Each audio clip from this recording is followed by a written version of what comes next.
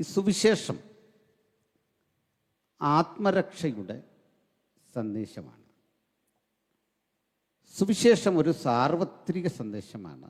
എന്ന് വച്ചാൽ എല്ലായിടത്തുമുള്ള എല്ലാ മനുഷ്യരോടും ഘോഷിക്കാൻ ദൈവത്താൽ നിയോഗിതരായ ദൈവത്തിൻ്റെ ദാസന്മാരിലൂടെ സംസാരിക്കേണ്ടുന്ന വചനമാണ്. നമ്മുടെ രാജ്യത്ത് സുവിശേഷ സംബന്ധിയായി ചില തെറ്റായ ധാരണകൾ ആളുകൾ വെച്ചു പുലർത്തുന്നുണ്ട്. ഇതൊരു വൈദേശികമായ ചിന്ത ആണ് എന്നും ബ്രിട്ടീഷുകാരുടെ ആഗമനത്തോടെയാണ് ഇന്ത്യയിൽ സുവിശേഷം വന്നത് എന്നും ബ്രിട്ടീഷുകാർ അവരുടെ ആധിപത്യത്തിന് കീഴിൽ ബൈബിളിൻ്റെ പ്രചരണത്തിനും ഇന്ത്യയുടെ തനതായ സംസ്കാരത്തിൻ്റെ നശീകരണത്തിനും ശ്രമം നടത്തി എന്നുമൊക്കെയുള്ള ചില നരേഷനുകൾ നിങ്ങളും ഞാനുമൊക്കെ കേൾക്കാറുണ്ട്.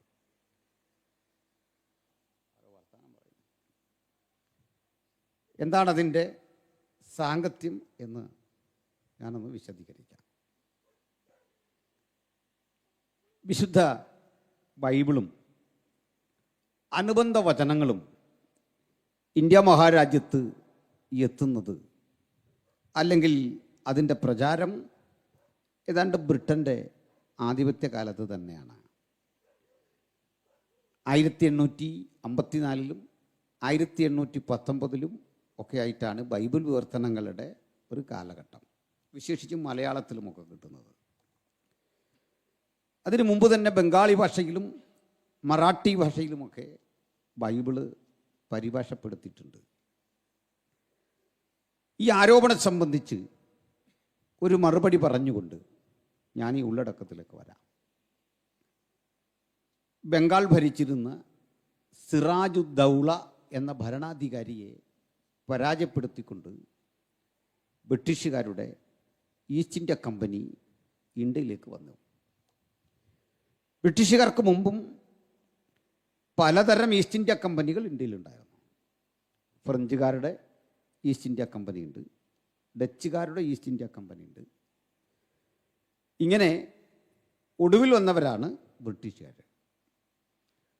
ബ്രിട്ടീഷുകാർ ഇന്ത്യയിൽ വരുമ്പോൾ ഇന്ത്യ ചെറിയ ചെറിയ നാട്ടു രാജ്യങ്ങളാണ്. ഏകദേശം 700ഓളം, 600-ന് മീതെ 700-ൽ താഴെ ചെറുകിട നാട്ടുരാജ്യങ്ങളായി ഇന്ത്യ വിഭജിക്കപ്പെട്ട് കിടന്നിരുന്നു.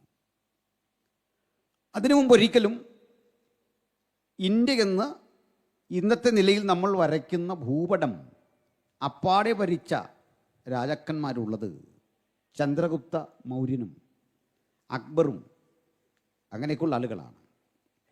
മറ്റൊരാൾ പറഞ്ഞാൽ മൗര്യ സാമ്രാജ്യവും മുഗളന്മാരും ഒഴിച്ച് ഇന്ത്യ എന്ന ഭൂപടം ഇന്ന് കാണുന്ന അളവിൽ പോലും ഭരിച്ച രാജാക്കന്മാരില്ല എന്ന് മനസ്സിലാക്കണം. ഇന്ത്യ ചെറുകിട നാട്ടുരാജ്യങ്ങളായി വിഭജിക്കപ്പെട്ട് തമ്മിലടിച്ച് കഴിഞ്ഞിരുന്ന ഈ രാജ്യം ചിലരെങ്കിലും പ്രചരിപ്പിക്കുന്നത് അന്നത്തെ ഇന്ത്യ നല്ലതായിരുന്നെന്നും അന്നത്തെ ഇന്ത്യയുടെ മനോഹാരിത മുഴുവൻ പാശ്ചാത്യരുടെ വരവോടെയാണ് പോയതെന്നുമാണ്. തെറ്റായ ഒരു നരേഷനാണ്.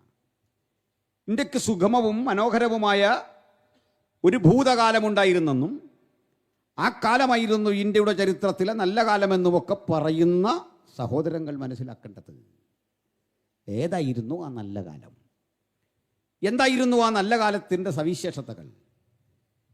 അതിനർത്ഥം, അതിന് വിപരീതം പറഞ്ഞാൽ നമുക്കൊന്നും ഇന്ത്യയോട് സ്നേഹമില്ല എന്നൊക്കെ ആളുകൾ ധരിക്കും. എനിക്ക് ഇന്ത്യയോട് സ്നേഹമുണ്ട് എന്ന് മാത്രമല്ല, ഞാൻ വിശ്വസിക്കുന്ന ബൈബിള് പഠിപ്പിക്കുന്നത് നമ്മുടെ മാതൃരാജ്യത്തെയും ഭരണാധികാരികളെയും സ്നേഹിക്കാനാണ്. ലോകത്തേതെങ്കിലും ഒരു ആധ്യാത്മിക ഗ്രന്ഥത്തിൽ രാജ്യം ഭരിക്കുന്ന ഭരണാധികാരിക്ക് വേണ്ടി പ്രാർത്ഥിക്കണം എന്നെഴുതിയ ഒരു ഗ്രന്ഥമുണ്ടെങ്കിൽ അത് ബൈബിൾ മാത്രമാണ്. ഇല്ലെങ്കിൽ പറയൂ, മറ്റേതൊരു ഗ്രന്ഥത്തിലാണ് എഴുതിയത് ഇനി നിങ്ങൾക്ക് ഇഷ്ടമില്ലാത്തൊരു ഭരണാധികാരി ഭരിച്ചാലും ആ രാജ്യത്തിന് വേണ്ടി പ്രാർത്ഥിക്കണം. ക്രൈസ്തവരെ കൊന്നുമുട്ടിക്കുന്ന അതിഭീകരനായ ഒരു രാജാവിൻ്റെ പേരായിരുന്നു നീറോ.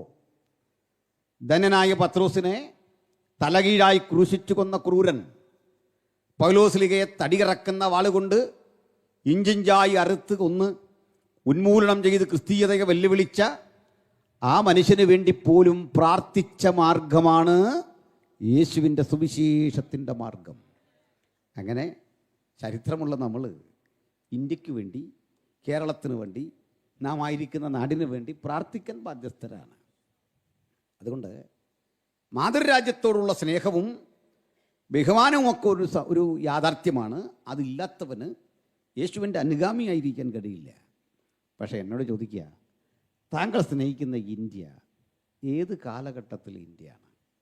ഞാൻ പറയും അത് 1947 ശേഷമുള്ള ഇന്ത്യയാണ്. അതിനു മുമ്പുള്ള ഇന്ത്യയോ? അതിനു മുമ്പുള്ള ഇന്ത്യയെ ഒട്ടൊക്കെ ഭീതിയോടുകൂടി അല്ലാതെ എനിക്ക് ഓർക്കാൻ കഴിയില്ല. കാരണം ആ ഇന്ത്യയിൽ എനിക്ക് അഭിപ്രായ സ്വാതന്ത്ര്യമില്ല. ആ ഇന്ത്യയിൽ ഞാൻ പൗരനല്ല. ആ ഇന്ത്യയിൽ എനിക്ക് വോട്ടവകാശമില്ല. ആ ഇന്ത്യയിൽ എനിക്ക് വിമർശന സ്വാതന്ത്ര്യമില്ല. ആ ഇന്ത്യയിൽ എൻ്റെ വിശ്വാസ സംഹിതകൾ ഞാൻ വച്ചു പുലർത്തുന്നത് രാജാവിൻ്റെ ഔദാര്യത്തിലാണ്. ആരുടെയൊക്കെയോ ഔദാര്യത്തിലാണെങ്കിൽ 1947 ശേഷവും പിൽക്കാലത്തിൻ്റെ റിപ്പബ്ലിക്കാകുന്ന ഘട്ടത്തിലും മാത്രമാണ് എനിക്ക് പൗരൻ എന്ന അധികാരം ലഭിച്ചത്. അതിനു മുമ്പ് പ്രജയായിരുന്നു. പ്രജ എന്ന പരിമിതിയിൽ നിന്ന് പൗരൻ എന്ന അവകാശത്തിലേക്ക് ഞാൻ വളരുകയും ഭരണാധികാരികളോടും രാജ്യവ്യവസ്ഥയോടും നിയമവിരുദ്ധമായ കാര്യങ്ങൾ കണ്ടു കഴിയുമ്പോൾ ഇത് ഔദാര്യമല്ല സ്വാതന്ത്ര്യമാണ് എന്ന് പറയാൻ എന്നെ പഠിപ്പിച്ചത്, നിങ്ങളെ പഠിപ്പിച്ചത് ഞാനും നിങ്ങളും ആർജിച്ച വിദ്യാഭ്യാസമാണ്.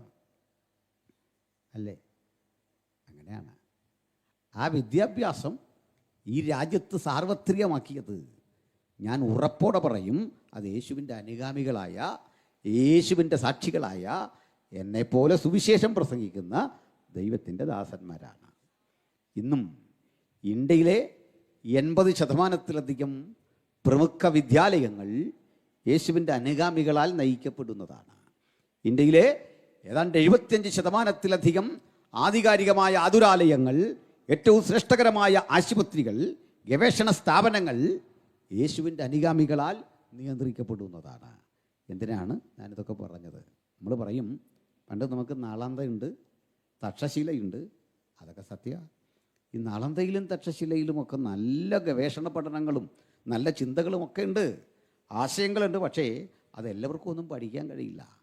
വിദ്യാഭ്യാസം സാർവത്രികമാക്കാൻ, എല്ലാ ജനങ്ങളിലേക്കും അത് എത്തിക്കാൻ കഴിയാത്ത വിധം ചാതുർവർണ്ണ്യത്തിൻ്റെ ജാതീയ ശ്രേണി ഇവിടെ പ്രബലപ്പെട്ടിരുന്നു ഒരു കാലഘട്ടത്തിൽ.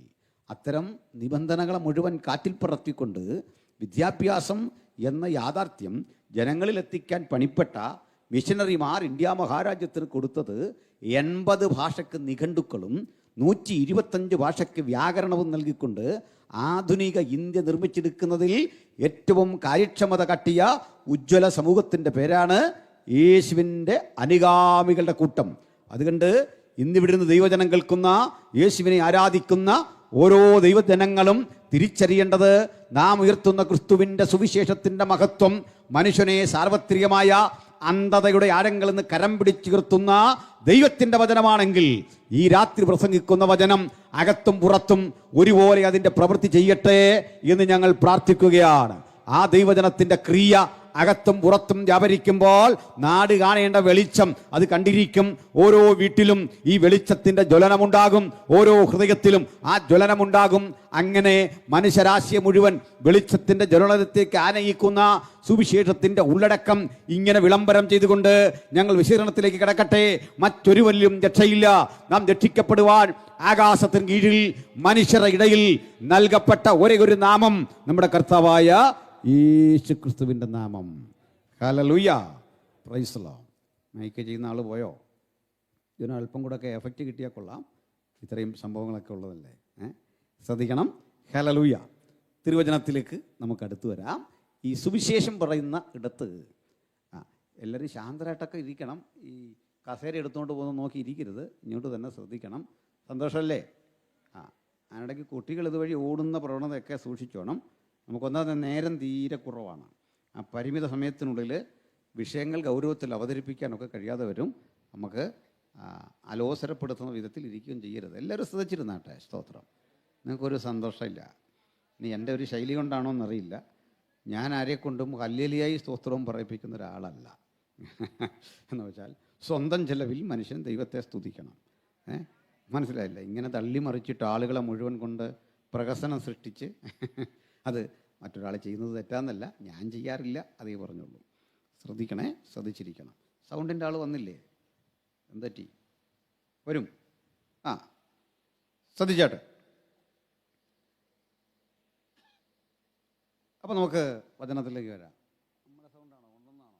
ഇവിടുന്ന് എടുത്താണോ? സ്തോത്രം. ശ്രദ്ധ കൊണ്ടിരിക്കാം, പ്രാർത്ഥന കൊണ്ടിരിക്കാം. എല്ലാവരും പ്രാർത്ഥിച്ചുകൊണ്ടിരുന്നാട്ടെ, ശ്രദ്ധയോടിരുന്നാട്ടെ. ഹല്ലേലൂയ. ബഹുമാനരെ, സുവിശേഷം മനോഹരമാണ്, അത് ആധികാരികമാണ്, അത് ഹൃദയസ്പർശിയാണ്, അത് നമ്മുടെ മനസ്സിനും ശരീരത്തിനുമൊക്കെ ഒരുപോലെ വിടുതൽ നൽകുന്ന ഊർജ്ജദായകമായ വചനമാണ്. നമുക്ക് വചനത്തിന് ചെവി കൊടുക്കാം, വചനത്തിന് കാതോർക്കാം, വചനത്തിൻ്റെ മുമ്പിൽ നമുക്ക് ബലപ്പെട്ടിരിക്കാം. വചനം കേട്ടുകൊണ്ടിരിക്കുമ്പോൾ തന്നെ രോഗശാന്തി സംഭവിക്കണം. വചനം കേട്ടുകൊണ്ടിരിക്കുമ്പോൾ തന്നെ ജനഹൃദയങ്ങൾക്ക് വലിയ വിടുതലുണ്ടാകണം. ദൂരഭവനത്തിൽ അരികിലൊക്കെ ഇരിക്കുന്ന പ്രിയപ്പെട്ടവർക്ക് വചനം അതിൻ്റെ കൃത്യതയാർന്ന ഇടപെടൽ നടത്തിക്കൊണ്ടിരിക്കണം. പ്രാർത്ഥനയോടെ കാത്തിരിക്കുന്നവർക്ക് വചനം പുത്തൻ ഉണർവാകണം, അനുഭവമാകണം. ഹല്ലേലൂയ, സ്തോത്രം. അപ്പോൾ നമുക്ക് വായിച്ച വചനത്തിലൂടെ ഒന്ന് കടന്നു വരാം. നിങ്ങൾക്ക് അറിവുള്ള ഭാഗമാണ്. നമ്മുടെ കർത്താവായ യേശുക്രിസ്തുവിൻ്റെ ഇഹലോക ജീവിതത്തിലെ ശുശ്രൂഷകൾ തികച്ച് കർത്താവ് മരണം വരിക്കാൻ തുടങ്ങുന്ന നിമിഷമാണ്. അതിന് ഏതാനും നാഴിക മുമ്പുള്ള സംഭവമാണ് വായിച്ചത്. കൃത്യം പറഞ്ഞാൽ ഒരു 3 ദിവസം മുമ്പുള്ള സംഭവമാണ് വായിച്ചത്. യേശുക്രിസ്തുവിനെ കുറിച്ചുള്ള വിശകലനങ്ങളിൽ ഏറ്റവും ശ്രദ്ധേയം വളരെ കുറച്ചുനാൾ മാത്രം ഭൂമിയിൽ പ്രസംഗിച്ചു, വളരെ കുറച്ചു മാത്രം പ്രസംഗം നടത്തി, വളരെ കുറച്ചു മാത്രം ആളുകളെ ശിഷ്യഗണങ്ങളാക്കി ചേർത്തു. അവയുടെ ഒരു ഏകദേശ കൃത്യത പറഞ്ഞാൽ യേശുവിൻ്റെ ഇഹലോക ജീവിതത്തിലെ ശുശ്രൂഷയുടെ കാലഘട്ടം 1060 ദിവസങ്ങളായിരുന്നു. അതായത് 3.5 കൊല്ലങ്ങളുടെ ഏകദേശ കണക്ക്. അത്രയും നാൾ മാത്രമാണ് യേശു പ്രവർത്തിച്ചത് ഈ ഭൂമിയിൽ. 30 വയസ്സ് മുതൽ 33.5 വയസ്സ് വരെ ഏകദേശ കാലഘട്ടത്തിൽ യേശു പഠിപ്പിച്ചത്, പ്രസംഗിച്ചത് ഒരു ലളിതമായ ഭാഷയിലായിരുന്നു. അത് 120 മൈൽ ചുറ്റളവിൽ പാലസ്തീനിയ എന്ന ഭൂപ്രദേശത്ത് യഹൂദന്മാർ പരസ്പരം പറയുന്ന ഒരു ഭാഷയായിരുന്നു. അന്ന് ലോകഭാഷയായ ഗ്രീക്കുണ്ട്, ഔദ്യോഗിക ഭാഷയായ റോമനുണ്ട്, ജൂതന്മാരുടെ മതഭാഷയായ എബ്രായയുണ്ട്. ഇതൊക്കെ മാറ്റിവെച്ചുകൊണ്ട് അതിസാധാരണക്കാരായ മനുഷ്യരോട് ലാളിത്യം നിറഞ്ഞ അവരുടെ ഭാഷയിൽ യേശു പഠിപ്പിച്ചു, പ്രസംഗിച്ചു.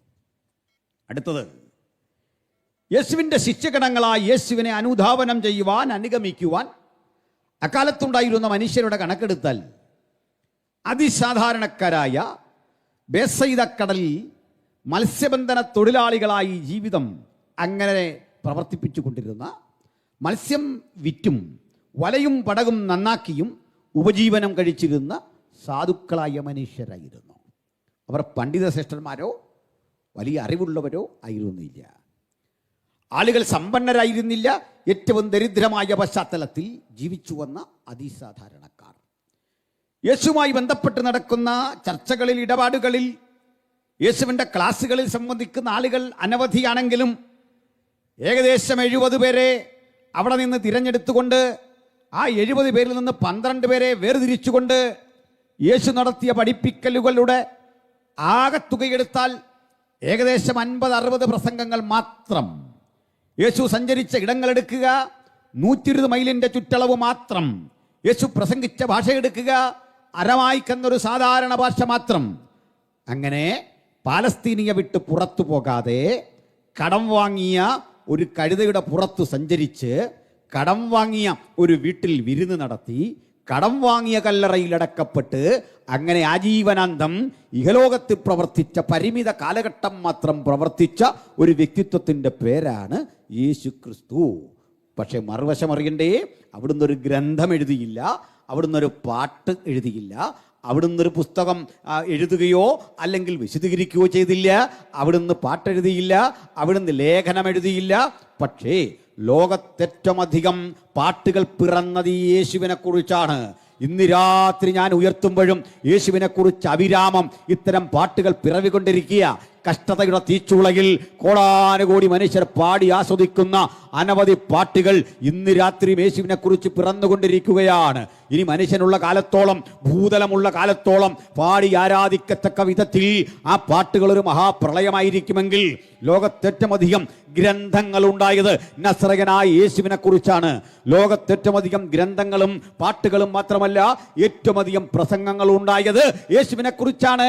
കൃത്യമായി പറഞ്ഞാൽ ഈ സുവിശേഷത്തിൻ്റെ ആരംഭകാല പ്രസംഗകർ കാലഘട്ടങ്ങൾക്കപ്പുറത്ത് എന്തു പ്രസംഗിച്ചു തുടങ്ങിയോ 2000 ആണ്ടുകൾക്കപ്പുറത്ത് യേശുവിൻ്റെ അനുഗാമികൾ പ്രസംഗിച്ചു തുടങ്ങിയ പ്രസംഗം ആ 2000 വർഷം കഴിഞ്ഞിട്ടും ഭൂമിയുടെ 5 വൻകരകളിലും 24 മണിക്കൂറും പകലെന്നോ രാത്രിയെന്നോ വ്യത്യാസം കൂടാതെ കോടിക്കണക്കിന് മനുഷ്യർ ഇന്നും പ്രസംഗിച്ചു കൊണ്ടിരിക്കുന്നെങ്കിൽ ഞാനൊരു കാര്യം ഉലകത്തോട് വിളിച്ചു പറയാം, ഇതുപോലെ പ്രസംഗിക്കപ്പെട്ട ഒരു യുഗപുരുഷനില്ല, ഒരാരാധ്യനില്ല. എന്തേ ആ വ്യക്തിത്വത്തിന്റെ മഹിമ? തങ്കലേകാഗ്രചിത്തന്മാർക്ക് തന്നെത്താൻ ബലവാനെന്ന് കാണിച്ചുകൊണ്ട് മഹാദൈവത്തിന്റെ പുത്രൻ 2000 ആണ്ട് മുമ്പ് എന്ത് ചെയ്തോ അതേ പ്രവൃത്തി അതേ കൃപയോടെ അതേ ശക്തിയോടെ ചെയ്തെടുത്ത് അവൻ ഇന്നു രാത്രിയും നമ്മുടെ മധ്യത്തിൽ വന്നിട്ടുണ്ട്. ആരവനായി കാത്തിരിക്കും, ആരവനായി ഹൃദയം കൊടുക്കും, അവർക്ക് വേണ്ടി പ്രവർത്തിക്കാൻ സന്നദ്ധതയുള്ള ആ ദൈവപുത്രനെ ഞങ്ങൾ കേൾപ്പവരമ്പോൾ ഉയർത്തിക്കാട്ടിക്കൊണ്ട് സുവിശേഷത്തിന്റെ സ്വതസിദ്ധമായ ആശയം ഇങ്ങനെ ആവർത്തിക്കുന്നു. മറ്റൊരുവനിലും രക്ഷയില്ല, നാം രക്ഷിക്കപ്പെടുവാൻ ആകാശത്തിന് കീഴിൽ മനുഷ്യരുടെ ഇടയിൽ നൽകപ്പെട്ട വേറെ ഒരു നാമവുമില്ല. സകല നാമത്തിനും മേലായ നാമമാണ് യേശുവിൻ്റെ നാമം. ഹല്ലേലൂയ! എല്ലാ മുഴങ്കാലുകളും മടങ്ങുന്ന നാമം, സ്വർലോകരുടെയും ഭൂലോകരുടെയും അധോലോകരുടെയും മുഴങ്കാൽ മടങ്ങുന്ന നസ്രായന്റെ നാമം ഉയർത്തപ്പെടുന്നിടത്തൊക്കെ മനുഷ്യരാശി ജീവിതത്തിന്റെ വെളിച്ചം കാണും. അജ്ഞത മാറും, അന്ധത മാറും, ഇരുട്ട് മാറും, നിരാശ മാറും. ഹല്ലേലൂയ! അങ്ങനെയുള്ള പരിമിത ജീവിതകാലത്തിലെ പ്രസംഗങ്ങൾ ഒക്കെ അവസാനിച്ചു. യേശു അറസ്റ്റ് ചെയ്യപ്പെടുവാനുള്ള നാഴിക വന്നു. യേശു മരണം വരിക്കുവാനുള്ള കാലഘട്ടം അടുത്തു. ഒന്നുകൂടി പറഞ്ഞാൽ, സാന്ദർഭികമായി ഒരാൾ മരിച്ചുപോയ ശേഷം മരിച്ച മനുഷ്യനെ ദൈവമാക്കി വാഴ്ത്തിക്കൊണ്ട് കുറേ വ്യാഖ്യാനങ്ങൾ ചമച്ചുകൊണ്ട് യേശുവിനെ ദൈവമാക്കിയതല്ല ക്രിസ്തീയ വിശ്വാസം. പിന്നെ എങ്ങനെയാണ്? വളരെ വളരെ വ്യത്യാസം. ഇന്നും യേശുവിനെ സ്വീകരിക്കാത്തൊരു ജനതയുണ്ട്, യഹൂദന്മാർ എന്ന പേരിൽ. യേശുവിൻ്റെ സ്വന്തം ജനമായിരുന്നു. അവർ വിശ്വസിക്കുന്നില്ല യേശു ക്രിസ്തുവിൽ. പക്ഷെ അവരുടെ മതഗ്രന്ഥമുണ്ട്, പേര് തോറ, നമ്മുടെ പഴയ നിയമം. തോറ എന്ന പഴയ നിയമത്തിൻ്റെ അടരുകൾ നിങ്ങൾ പരതിച്ചെന്നാൽ യേശുവിനെ കുറിച്ചുള്ള 100 പ്രവചനങ്ങൾ കാണാം. അവിടെ സംസാരിക്കാനൊന്നും പറ്റില്ല, ശാന്തമായിരുന്നോണം. ഇങ്ങോട്ട് ശ്രദ്ധിച്ചിരി. ആ മഞ്ഞ ഉടുപ്പിട്ട പാർട്ടി ഇച്ചിരി മാറിയിരുന്നേ, ഇങ്ങോട്ട് ഇച്ചിരി നീങ്ങിയിരുന്നേ. ശ്രദ്ധിച്ചിരിക്കണം. ഒന്നാമത് നേരമില്ല, ഉഴപ്പരുത്, ശ്രദ്ധിച്ചാട്ടെ. അപ്പോൾ നസ്രയനായ യേശുവിനെ കുറിച്ചുള്ള ആ സുവിശേഷത്തിൻ്റെ ആവിഷ്കരണത്തിൽ നിങ്ങൾ അറിയേണ്ട കാര്യം, പഴയ നിയമത്തിൻ്റെ നിരവധി അടരുകളിൽ യേശുവിനെ കുറിച്ചുണ്ടായിരുന്നു. യേശു ജനിക്കുന്നതിൻ്റെ 700 ആണ്ടുകൾക്ക് മുമ്പ് എഴുതി വെച്ചു യേശു ജനിക്കേണ്ട സ്ഥലം എവിടെ. മീഖാ പ്രവാചകൻ പറയുകയാണ്, എഫ്രാത്തയിലെ ബേത്ലഹേമിൽ യേശു ജനിക്കും. അവൻ സ്വന്തം ജനത്താൽ തിരസ്കരിക്കപ്പെടും. അവൻ സ്വന്തം ശിഷ്യനാൽ ഒറ്റിക്കൊടുക്കപ്പെടും. ഒറ്റിക്കൊടുക്കുമ്പോൾ അതിന് പ്രതിഫലമായി 30 വെള്ളി നാണയം വാങ്ങും. ഒറ്റിക്കൊടുത്തവൻ കുറ്റബോധം കൊണ്ട് അവസാനം ആത്മഹത്യ ചെയ്യും. ആ 30 വെള്ളി നാണയങ്ങൾ അവൻ വലിച്ചെറിയും. ആ വീണ് കിടക്കുന്ന നാണയം ആലയത്തിലിടുകയില്ല, അത് ശാപമുതലെന്ന് പറഞ്ഞുകൊണ്ട് വഴിപോക്കരുടെ അനാഥരുടെ ശവസംസ്കാരത്തിന് വേണ്ടി ഒരു ശ്മശാന ഭൂമിയായി വില കൊടുത്തു വാങ്ങും എന്ന് പ്രവാചകൻ പ്രവചിക്കുമ്പോൾ, സക്രിയ പ്രവചിക്കുമ്പോൾ, യേശു ജനിച്ചിട്ടില്ലെന്ന് മാത്രമല്ല, യേശുവിനും 700 വർഷം മുമ്പ് യൂത ഒറ്റിക്കൊടുക്കുന്നതടക്കം, ആ 30 വെള്ളി നാണയത്തിൻ്റെ കണക്കടക്കം, അത് എങ്ങനെ വിനിയോഗിക്കണമെന്നതടക്കം, യേശു ക്രൂശിലെ കണ്ണീരൊഴുക്കുന്ന അനുഭവങ്ങളടക്കം 100 സംഭവ വികാസങ്ങൾ മുൻകൂട്ടി എഴുതി വെച്ച കൃതിയാണ് വിശുദ്ധ ബൈബിൾ. ആ ഗ്രന്ഥവും കൊണ്ടാണ് നിങ്ങളിവിടെ വന്നതെങ്കിൽ യേശുവിൻ്റെ സുവിശേഷത്തിന് പുതുമയല്ല, വ്യതിരിക്തത, വ്യത്യസ്തത അതിന്നും ഇടപെട്ടുകൊണ്ടിരിക്കുകയാണ്. കാലഘട്ടങ്ങൾക്കപ്പുറത്ത് എഴുതി വെച്ച പ്രവചനം ഒരു പ്രവാഹമായി നിറവേറിയ സവിശേഷ വ്യക്തിത്വത്തിൻ്റെ പേരാണ് യേശു ക്രിസ്തു. ആ നിറവേറലിൻ്റെ സമയമായപ്പോൾ യേശു ഒരു പെസഹാ ദിവസം ദൈവനിയോഗത്താൽ അതിനെ തിരഞ്ഞെടുക്കുകയാണ്. പെസഹ എന്നത് യഹൂദന്മാരുടെ പെരുന്നാളുകൾക്ക് ആരംഭം കുറിക്കുന്ന ആദ്യത്തെ ഉത്സവമാണ്. ആ പെസഹയുടെ പ്രത്യേകത അത് 3 ആചാരങ്ങളുടെ പരമ്പരയാണ്. 3 പെരുന്നാളുകൾ ഒരുമിച്ച് വരും. അതിൽ ഒന്നാമത്തെ പെരുന്നാളാണ് പെസഹ. തൊട്ടടുത്തൊരു ദിവസം പെരുന്നാളുണ്ട്. ആ പെരുന്നാളിനെ പറയും പുളിപ്പില്ലാത്ത അപ്പത്തിൻ്റെ പെരുന്നാൾ. 3-ാം ദിവസം ഒരു പെരുന്നാളുണ്ട്, അതിനെ വിളിക്കും ആദ്യഫലക്കറ്റയുടെ പെരുന്നാൾ. ഇങ്ങനെ 3 പെരുന്നാളുകൾ അവരാഘോഷിക്കും. ഞാൻ ഒന്നുകൂടി പറയുന്നു. 1 പെസഹ, തൊട്ടടുത്ത ദിവസം പുളിപ്പില്ലാത്ത അപ്പത്തിൻ്റെ പെരുന്നാൾ, ആ 3-ാം ദിവസത്തെ പെരുന്നാൾ ആദ്യഫലക്കറ്റയുടെ പെരുന്നാൾ. ഇത് 3ഉം ചേർത്ത് പറയുമ്പോൾ ഒരാൾ പെസഹ എന്ന് പറഞ്ഞാൽ മതി.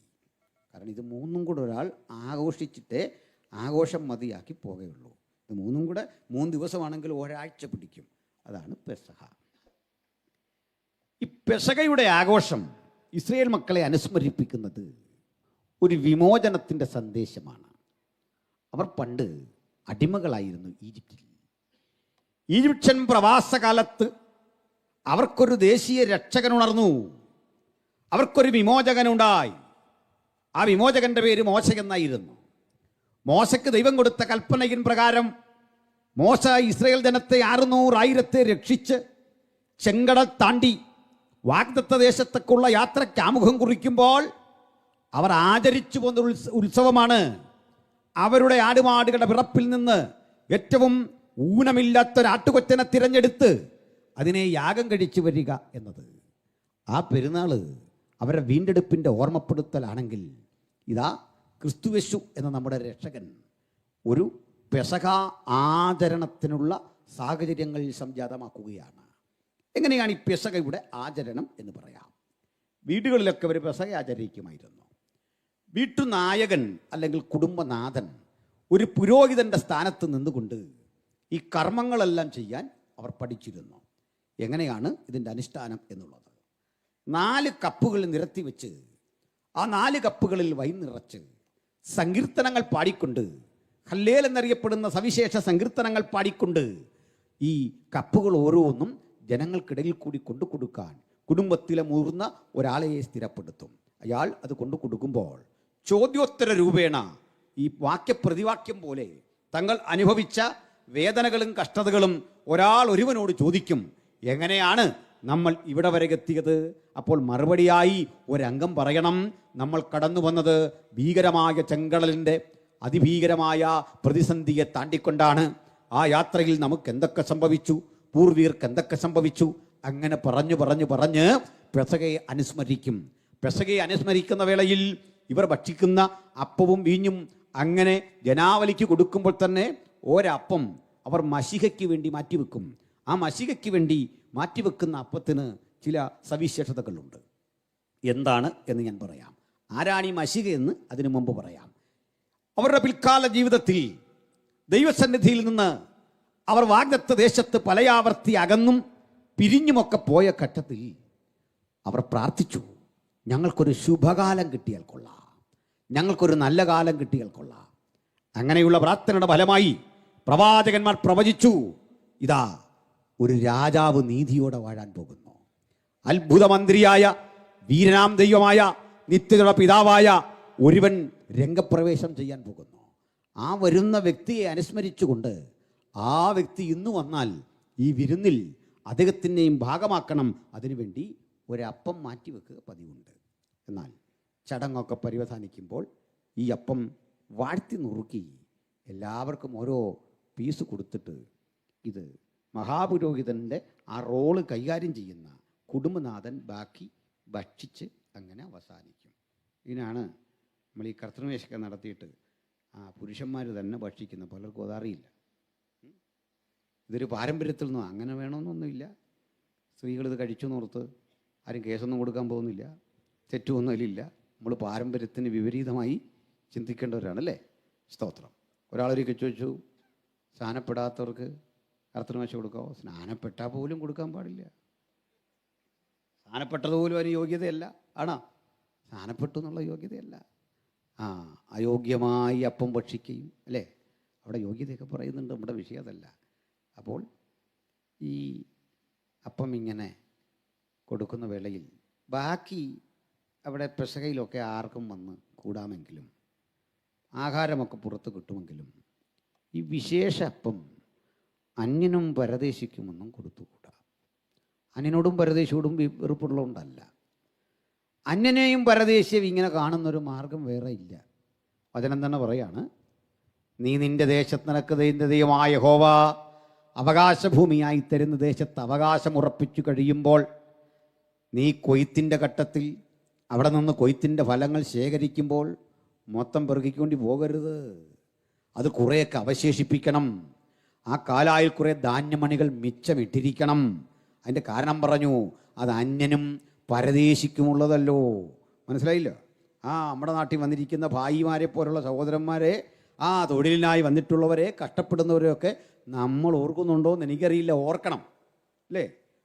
എന്നാൽ അവരുടെ ഉത്സവങ്ങളിൽ, ആഘോഷങ്ങളിൽ അവർക്ക് പ്രത്യേക പരിഗണന കൊടുക്കും.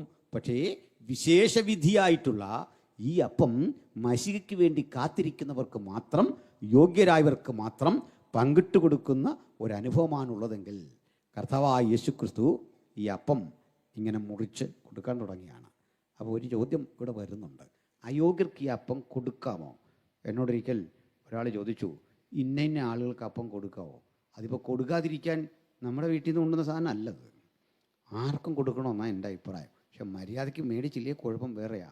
സ്തോത്രം. മനസ്സിലാകുന്നുണ്ടോ? കൊടുക്കുന്നവൻ അതിനകത്ത് ഉത്തരവാദിത്തം ഇല്ല, വാങ്ങുന്നവൻ ഉത്തരവാദിത്തമുള്ള ഒന്നാണ് തിരുമേശ. മനസ്സിലായില്ല? കൊടുക്കുന്ന ഞങ്ങൾക്ക് പ്രസംഗിക്കാൻ പറ്റും, ആരെടുക്കരുത്, ആരെടുക്കണം, അന്യനും പരദേശിക്കും വഴിപോക്കനും അർഹതയില്ല എന്ന് കൃത്യം പ്രസംഗിക്കണം. പുതുനിയമത്തിൽ അതിൻ്റെ വിശദീകരണങ്ങൾ വേറെയാണ്. അത് കൃത്യം പ്രസംഗിച്ച് ബോധ്യപ്പെടുത്തി കഴിഞ്ഞിട്ടും അതിനോടടുക്കുമ്പോൾ വചനം പറയുക, അയോഗ്യമായി അപ്പം ഭക്ഷിക്കുകയും കർത്താവിൻ്റെ പാനപാത്രത്തിൽ കുടിക്കുകയും ചെയ്യുന്നവൻ തനിക്ക് താൻ ശിക്ഷാവി തിന്നുകയും കുടിക്കുകയും ചെയ്യുന്നു. ഇത് വായിച്ച് കേൾപ്പിച്ചിട്ടും എന്നാലൊന്ന് ഇരുന്നേക്കാമെന്ന് കരുതി കൈ നീട്ടിക്കഴിഞ്ഞാൽ എന്ത് കിട്ടുമെന്ന് ഇതിനകത്ത് രേഖപ്പെടുത്തി വെച്ചിട്ടുണ്ട്. മനസ്സിലായോ? സ്തോത്രം. അപ്പോഴേ നമ്മുടെ കർത്താവ് ഒരു പെസഹ ഒരുക്കി. പെസഹ ഒരുക്കിയത് എപ്പോഴാണെന്നറിയാം? ബുധനാഴ്ച വൈകിട്ട് 6 മണിയോടെടുക്കുന്ന സമയത്ത് സംഭവിച്ച കാര്യം ഈ പറയുന്നത്. അതെങ്ങനെ പറ്റും? പറയാം. നമ്മുടെ ബുധൻ വൈകിട്ട് 6 മണി എന്ന് പറയുന്നത് യഹൂദൻ്റെ ഒരു ദിവസം ആരംഭിക്കുകയാണ്. എന്ന് വെച്ചാൽ നമുക്കൊരു ദിവസം ആരംഭിക്കുന്നത് രാവിലെ 6 മണിക്കാണെങ്കിൽ ജൂതൻ്റെ ഒരു ദിവസം ആരംഭിക്കുന്നത് വൈകിട്ട് 6 മണിക്ക്. സന്ധ്യയായി ഉഷസ്സുമായി ഒന്നാം ദിവസം, അല്ലാതെ ഉഷസ്സായി സന്ധ്യയായി എന്നല്ല, സന്ധ്യയായി ഉഷസ്സുമായി ഒന്നാം ദിവസം. മനസ്സിലായോ? വൈകിട്ട് 6 മണി മുതൽ അവർ വേലയൊന്നും ചെയ്യില്ല. അതിനാ ഒരുക്കനാളുണ്ട്. ഒരുക്കനാളിൻ്റെ തലേനാളുണ്ട്. പലരും ധരിച്ചതുപോലെ യേശു ക്രൂശിക്കപ്പെടുന്ന വെള്ളിയാഴ്ചയല്ല. അത് ഈ കണക്കറിയാത്തതുകൊണ്ടാണ്. അപ്പോൾ അത് ആളുകൾക്കുള്ളിൽ രൂഢമൂലമായത് ഈ ഗാന്ധിജി മരിക്കുന്നൊരു വെള്ളിയാഴ്ചയായിരുന്നു. ഈ ആനി ബസന്റ്, സരോജിനി നായിഡു കരഞ്ഞു പറയുന്ന ഒരു ശ്ലോകമുണ്ടെന്ന്, അല്ലയോ മഹാത്മജി, അങ്ങ് മരിച്ചതൊരു വെള്ളിയാഴ്ചയായിരുന്നു, യേശു മരിച്ചതും ഒരു വെള്ളിയാഴ്ചയായിരുന്നു. അങ്ങനെ പറഞ്ഞു നടത്തിയ ഒരു താരതമ്യത്തിലെ തെറ്റിദ്ധാരണ കൊണ്ട് നമ്മുടെയൊക്കെ ഉള്ളിൽ അത് കിടപ്പുണ്ട്. നമ്മുടെ മാത്രമല്ല, പലരുടെ ഉള്ളിൽ പല രൂപത്തിൽ കിടപ്പുണ്ട്. നമ്മൾ ഒരുക്കനാൾ എന്താണെന്ന് പഠിക്കണം, ഒരുക്കനാളിൻ്റെ തലേനാൾ എന്താണെന്നൊന്ന് പഠിക്കണം. എൻ്റെ വിഷയം ഇപ്പോൾ അതൊന്നും അല്ലാത്തത് കൊണ്ട് അതിലേക്ക് പോകുന്നില്ല. അതൊക്കെ ഞാൻ യൂട്യൂബിൽ വീഡിയോ ചെയ്തിട്ടിട്ടുണ്ട്, തർക്കമുള്ളവർ കണ്ടാൽ മതി. സ്തോത്രം. അപ്പോൾ ബുധനാഴ്ച വൈകിട്ട് അങ്ങോട്ട് കൂടി. അപ്പോൾ ശിഷ്യന്മാർക്കൊരാശങ്ക, ഗുരു ഞങ്ങളുടെയൊക്കെ വീടുകൾ കുടിലുകളാണ്, അവിടെ എങ്ങനെ ഇത് കൂടും? മാത്രമല്ല ആൾക്കാർ നീ വരുന്നു എന്നറിഞ്ഞാൽ കൂടുതൽ വരും. അങ്ങനെയാ, യേശു ഒരു സ്ഥലത്ത് വന്നു എന്നറിഞ്ഞാൽ ആളുകൾ കൂടുതൽ വരുമെന്നോർത്ത് നമ്മളതിന് വേണ്ട ക്രമീകരണം ചെയ്യാതിരുന്നാൽ പാളും. അതിന് നമ്മൾ കസേരയൊക്കെ കൂടുതൽ എടുത്തിട്ടിരിക്കും. നല്ല കാഴ്ചപ്പാടുള്ള ഒരു ദൈവാസനായത്. അപ്പോൾ ആളുകൾ കൂടുതൽ വരുമെന്ന് പ്രതീക്ഷിച്ച് വേണം എപ്പോഴും കഴിയാൻ. നമ്മളിപ്പോൾ അങ്ങനെ പ്രതീക്ഷിച്ചില്ലെങ്കിൽ നമ്മൾ മാത്രമല്ല കുറ്റവാളികൾ. ബൈബിളിൽ ഒരു സംഭവമുണ്ട്. കാപർന്നഭൂമിൽ പണ്ട് ഒരു പക്ഷവാത രോഗിയും കൊണ്ട് ആളുകൾ വരികയാണ്. ആളുകൾ വരുമ്പോൾ ഈ വഴിയിലെല്ലാം ആളാണ്, ഭയങ്കര ആളാണ്. ഇതിനകത്തേക്ക് കിടക്കാൻ കഴിയുന്നില്ല. ഒടുക്കം മേൽക്കൂര പൊളിച്ച് ആളിനെ അകത്തേക്ക് ഇറക്കുന്ന, മേൽക്കൂര ഒരു തരം റോൾ ചെയ്ത് മാറ്റാവുന്ന സാധനമാണ്. നമ്മൾ കാണുന്ന ലോഡിളക്കിയെന്നൊന്നുമല്ല, മറിച്ച് അങ്ങനെ ഒരു സിസ്റ്റമുണ്ട്. അങ്ങനെ അതുവഴിയൊക്കെ ഇറങ്ങാം. പക്ഷെ കുഴപ്പമതല്ല, ഈ മേൽക്കൂര പൊളിച്ചൊരു കട്ടിൽ ഇറക്കി വെക്കാനുള്ള ഇടയകത്തുണ്ട്. പക്ഷെ ഈ വഴിയിലിരിക്കുന്നവൻ മാറാത്തതാ വിടുതലിന് തടസ്സം. പിടിയോ? കട്ടിൽ വെക്കാനുള്ള ഇടയുണ്ടെന്ന്, ഒരാൾക്കല്ലെന്ന്, കൂടെ 4-5 പേർക്കും അവിടെ ചെന്ന് ഇരിക്കാൻ സൗകര്യം ഉണ്ടെങ്കിലും ഈ വഴി നിൽക്കുന്നവൻ മാറാത്തത് കൊണ്ട്, ആ വഴി അടഞ്ഞവൻ നിൽക്കുന്നതുകൊണ്ട് ഒരു രക്ഷയില്ല. മനസ്സിലായോ? നമ്മുടെയൊക്കെ ഒരു കുഴപ്പം മനസ്സിലായോ? ഇതേപോലെ എവിടെ നടത്തും? ചെറിയ വീടാണ്. അപ്പോൾ കർത്താവ് പറഞ്ഞു, നിങ്ങളങ്ങോട്ട് ചെല്ലുമ്പോൾ വിരിച്ചൊരുക്കി എല്ലാം റെഡിയാക്കിയ ഒരു മാളിക കാണും. സ്തോത്രം. ഈശന്മാർ അമ്പറന്നു പോയി. അതുവരെ അവർ ധരിച്ചിരുന്നു ഞങ്ങളാ ഏറ്റവും പ്രധാനികൾ. അല്ല, നിങ്ങളെൻ്റെ കൂടെ കൂടിയുണ്ട് എന്താ ഗുണം? വിശക്കുമ്പോൾ 5 അപ്പം ആരെങ്കിലും കൊണ്ടുവരും, ഞാൻ വാഴ്ത്തി അനുഗ്രഹിച്ച് നിങ്ങൾക്ക് തരും. അമ്മാവിയമ്മയ്ക്ക് സുഖമില്ലേ, ഞാനെന്ന് പ്രാർത്ഥിക്കും, വിടുതൽ കിട്ടും. എൻ്റെ കൂടെ വരുന്നത് കൊണ്ട് നിങ്ങൾക്ക് നഷ്ടമൊന്നും ഉണ്ടായില്ല. പക്ഷേ ഒന്നും എൻ്റെ കയ്യിൽ നിന്ന് വാങ്ങാതെ പരമാവധി ഞാൻ കൊണ്ടുവരുന്നവർക്കൊക്കെ മനസ്സോടെ ചിലവ് ചെയ്യുന്ന ഒരു വീട് യെരൂശലേമിൽ എനിക്കുണ്ട്. സ്തോത്രം. പലരും കാണാത്ത ചിലരാ യേശുവിന് സേവനം ചെയ്യുന്ന പ്രിയപ്പെട്ടവർ. ഈ യോഗത്തിൻ്റെ പിന്നിലൊക്കെ നമ്മൾ കാണാത്ത അധ്വാനശീലർ ഒത്തിരി ഉണ്ട്. സ്തോത്രം. ഹല്ലേലൂയ. അവർക്ക് പേരും പെരുമയും ഒന്നും ഇല്ലെങ്കിലും കരഞ്ഞു പ്രാർത്ഥിക്കുന്ന, കണ്ണീരൊഴുക്കുന്ന, പണിയെടുക്കുന്ന, ചിലവിടുന്ന കുറേ മനുഷ്യരാണ്. അവരെ കൊണ്ടാ ഈ സുവിശേഷത്തിൻ്റെ വ്യാപ്തി ദൈവം ഇന്നും നിർവഹിച്ചുകൊണ്ടിരിക്കുന്നത്. ഹല്ലേലൂയ. സ്തോത്രം. അല്ലാതെ മൈക്കിൻ്റെ മുമ്പിൽ പ്രസംഗിക്കുന്നവരോ ഇവിടെ വന്ന് തല കാണിക്കുന്നവരോ ഒരു വാക്ക് പറയാൻ അങ്ങനെ പാസ്റ്റർ എന്ന് പറയുമ്പം വിട്ടുപോയിട്ട് അതിൻ്റെ പേരിൽ പ്രശ്നം ഉണ്ടാക്കുന്നവരോ ഒന്നും അല്ല ദൈവസേവ പ്രധാനികൾ. അല്ലല്ലോ. ഈ കൃതജ്ഞതയെ കൊണ്ട് അവസാനമേ പറയാവുള്ളൂ. നാളെ ദൈവദാസം വരുമ്പോഴും ആ പീക്ക് അവറിൽ ഇത് വായിച്ചു വിട്ട് നേരം കളയരുത്. അങ്ങനെ വന്ന് വചനം പ്രസംഗിക്കട്ടെ. സ്തോത്രം. ഹല്ലേലൂയ. ഈ കൃതജ്ഞത കേട്ട് ഇന്ന് വരെ ആർക്കും ഒരു വിടുതലുണ്ടായിട്ടില്ല. ഞാൻ ഇതുവരെ അത് മനസ്സിലാക്കിയിട്ടില്ല. ഒരു സത്യാന്വേഷിക്കും ഇത് കൃതജ്ഞത അങ്ങ് പറഞ്ഞു, ഒരു നന്ദിയൊക്കെ പറയാം. ചിലരിത് പറഞ്ഞു കഴിഞ്ഞാൽ എന്ത് ചെയ്താൽ തീരുകയില്ലെന്ന് പേപ്പറും കുറിപ്പും കൊണ്ടൊക്കെയാണ് വരുന്നത്.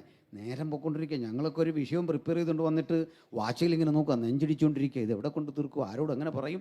ഈ പ്രശ്നത്തിനകത്തെല്ലാം ഭൂരിപക്ഷ സമയവും ഈ കൃതജ്ഞത വിഴുങ്ങിക്കളയും, സമയം കളയല്ലേ. സ്തോത്രം. ഞാൻ ഇന്നൊരു കാര്യം എല്ലാവർക്കും വേണ്ടി ഈ ദിവസങ്ങളിൽ പറയുന്നൊരു കാര്യം പറഞ്ഞിട്ട് അങ്ങോട്ട് വരാം. ശ്രദ്ധിച്ച് കേൾക്കണം.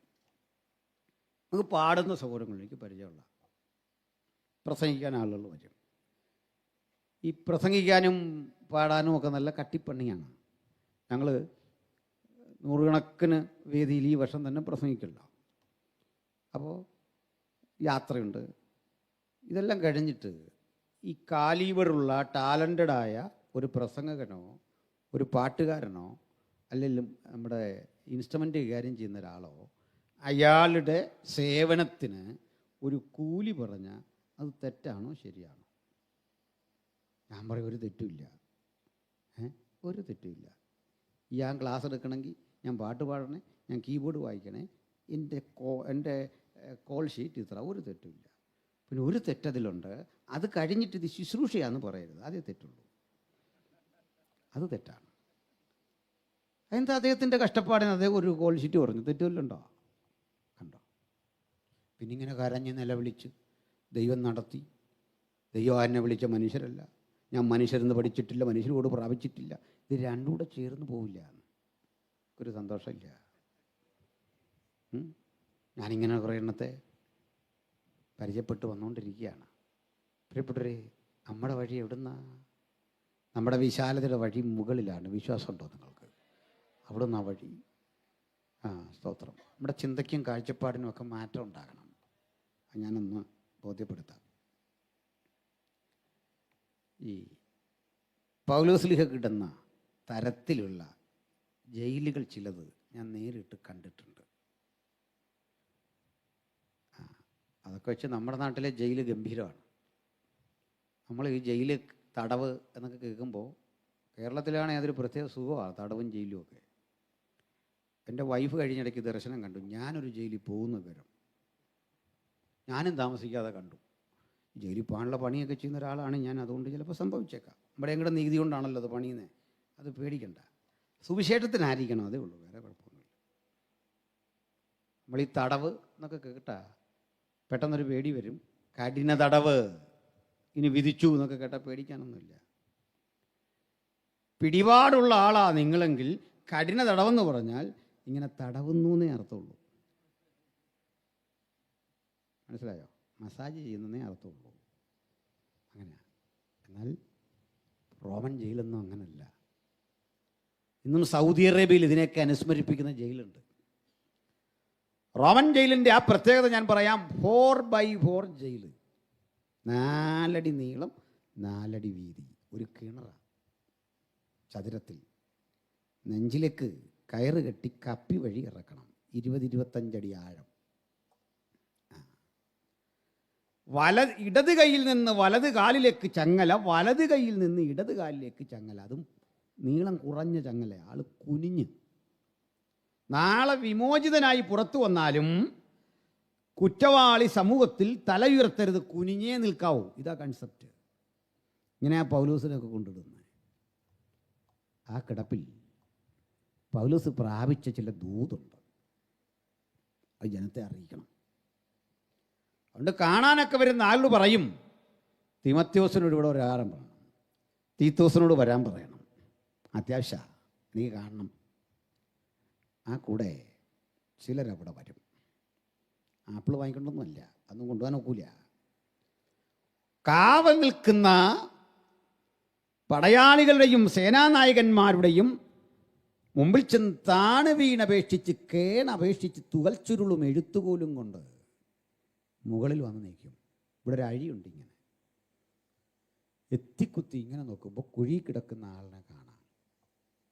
ആ കിടപ്പിൽ പൗലോസ് പറഞ്ഞു കൊടുക്കും. റോമാലേഖനവും കൊലോസ്യ ലേഖനവും എഫേസ്യ ലേഖനവും ഒക്കെ ഇങ്ങനെ പറഞ്ഞു കൊടുക്കും. ഞാനും നിങ്ങളും വായിക്കേണ്ട പുസ്തകമാണിതെന്ന് അറിഞ്ഞിട്ടല്ല ഈ മുകളിൽ നിൽക്കുന്നവൻ എഴുതുന്നത്. ആ എഴുതുന്ന ആളുകളുടെ പേര് നമ്മളിൽ പലർക്കും അറിഞ്ഞുകൂടാ. ഒരാളുടെ പേരാണ് തെർത്തോസ്, ഒരാളുടെ പേരാണ് സ്വസ്തനസ്, പിന്നെ തിമത്യോസിനെയും തിത്തോസിനെയും തിഹിക്കോസിനെയൊക്കെ നമുക്കറിയാം. ഇത് കഴിഞ്ഞിട്ടേ ആ കുഴി കിടക്കുന്ന പൗലോസ് ആജ്ഞാപിക്കുക, അല്ലയോ തെർത്തോസ്, നീ ഇത് ലവോദിക്കയിൽ കൊണ്ട് കൊടുക്കണം.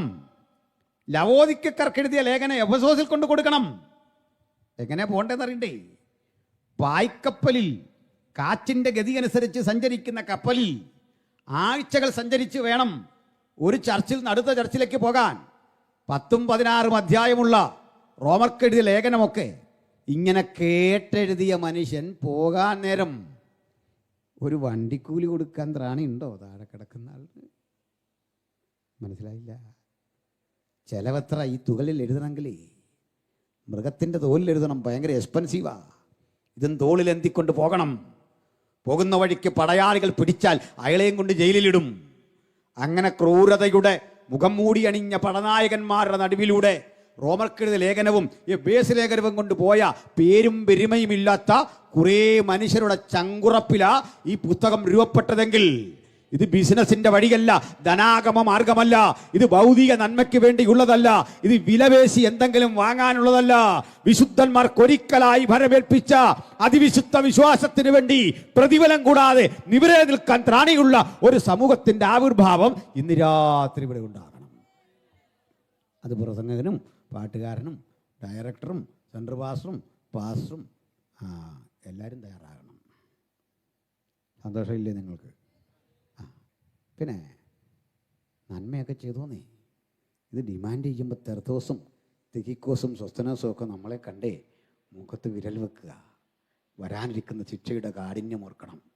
മറുവശത്തൊന്നുകൂടി പറയാം. അപ്പോൾ എങ്ങനെ നമ്മുടെ കാര്യം നടക്കുന്നേ? നിങ്ങളെൻ്റെ കാര്യം നടത്തിക്കൊള്ളാമെന്ന് ഓർത്തല്ല യേശുവിനെ ശുശ്രൂഷയ്ക്ക് വിളിച്ചത്. ഉലകത്തിലെ ആരും സഹായിക്കുമെന്ന് കരുതിയല്ല, നമുക്കൊരു സഹായകനുണ്ട്. സ്തോത്രം. സകല വഴികളും അടയുമ്പോൾ നമുക്കൊരു വഴിയുണ്ട്. സകല ഉറവകളും അടയുമ്പോൾ ആർക്കും തടുത്തു നിർത്താനാവാത്ത അനുഗ്രഹത്തിൻ്റെ പ്രവാഹം ആസ്വദിച്ച ദൈവമക്കൾ ഇന്ന് രാത്രി ഇവിടെ ഉണ്ട്. സ്പന്ദിക്കുന്നവരുടെ ഹൃദയത്തിൽ നിന്ന് ദൈവത്തിന് നന്ദി കരറ്റുമ്പോൾ പറയണം, മനുഷ്യരിൽ നിന്നല്ല, മനുഷ്യരോടല്ല, ഒരു മനുഷ്യൻ്റെയും ശബ്ദം കേട്ടല്ല. എന്തിനാ ഇതൊക്കെ പറഞ്ഞേ? നിങ്ങൾ ചെല്ലുമ്പോൾ വിരിച്ചൊരുക്കിയൊരു മാളിക അവിടെ റെഡിയാണെന്ന്. ഇതാരുടെ മാളികയാണെന്ന് പോലും ഇല്ല. പിന്നെ നമ്മൾ കണക്ക് വെച്ച് പഠിച്ച് എന്നപ്പോൾ ഇത് മർക്കോസിൻ്റെ ആണെന്ന് കണ്ടുപിടിച്ചതാണ്. അവിടെയാ പിന്നീടും പ്രാർത്ഥന നടക്കുന്നത്.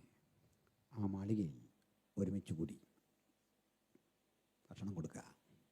പെസഹയുടെ ആഘോഷമല്ല, വലിയ ആഘോഷമാ. അപ്പോൾ കുടുംബനാഥൻ്റെ റോളിൽ ഇരിക്കേണ്ട ആള് ഇത് മാറിക്കൊടുക്കും മറ്റൊരാൾക്ക് വേണ്ടി. ആരാന്നറിയണ്ടേ? അതിഥി വന്നാൽ. അതിഥിക്ക് മുമ്പിൽ മാറാൻ കാരണം ജൂതന്മാരുടെ വിശ്വാസമനുസരിച്ച് അതിഥി ഒരു ദൈവദൂതനല്ലെന്ന് ആര് കണ്ടു? ദൂതൻ മനുഷ്യരൂപത്തിൽ വന്നതാണെങ്കിൽ അനുഗ്രഹം തടയണ്ട, ഇതെല്ലാം അദ്ദേഹത്തിൻ്റെ കയ്യിലേക്ക് കൊടുക്കും. മനസ്സിലായില്ലേ? നമ്മൾ വാസന്മാരാ, ഇത് മറ്റൊരാളെ ഒരിക്കലും കൊടുക്കുകയില്ല, നമ്മൾ തന്നെ അങ്ങ് ചെയ്യാം.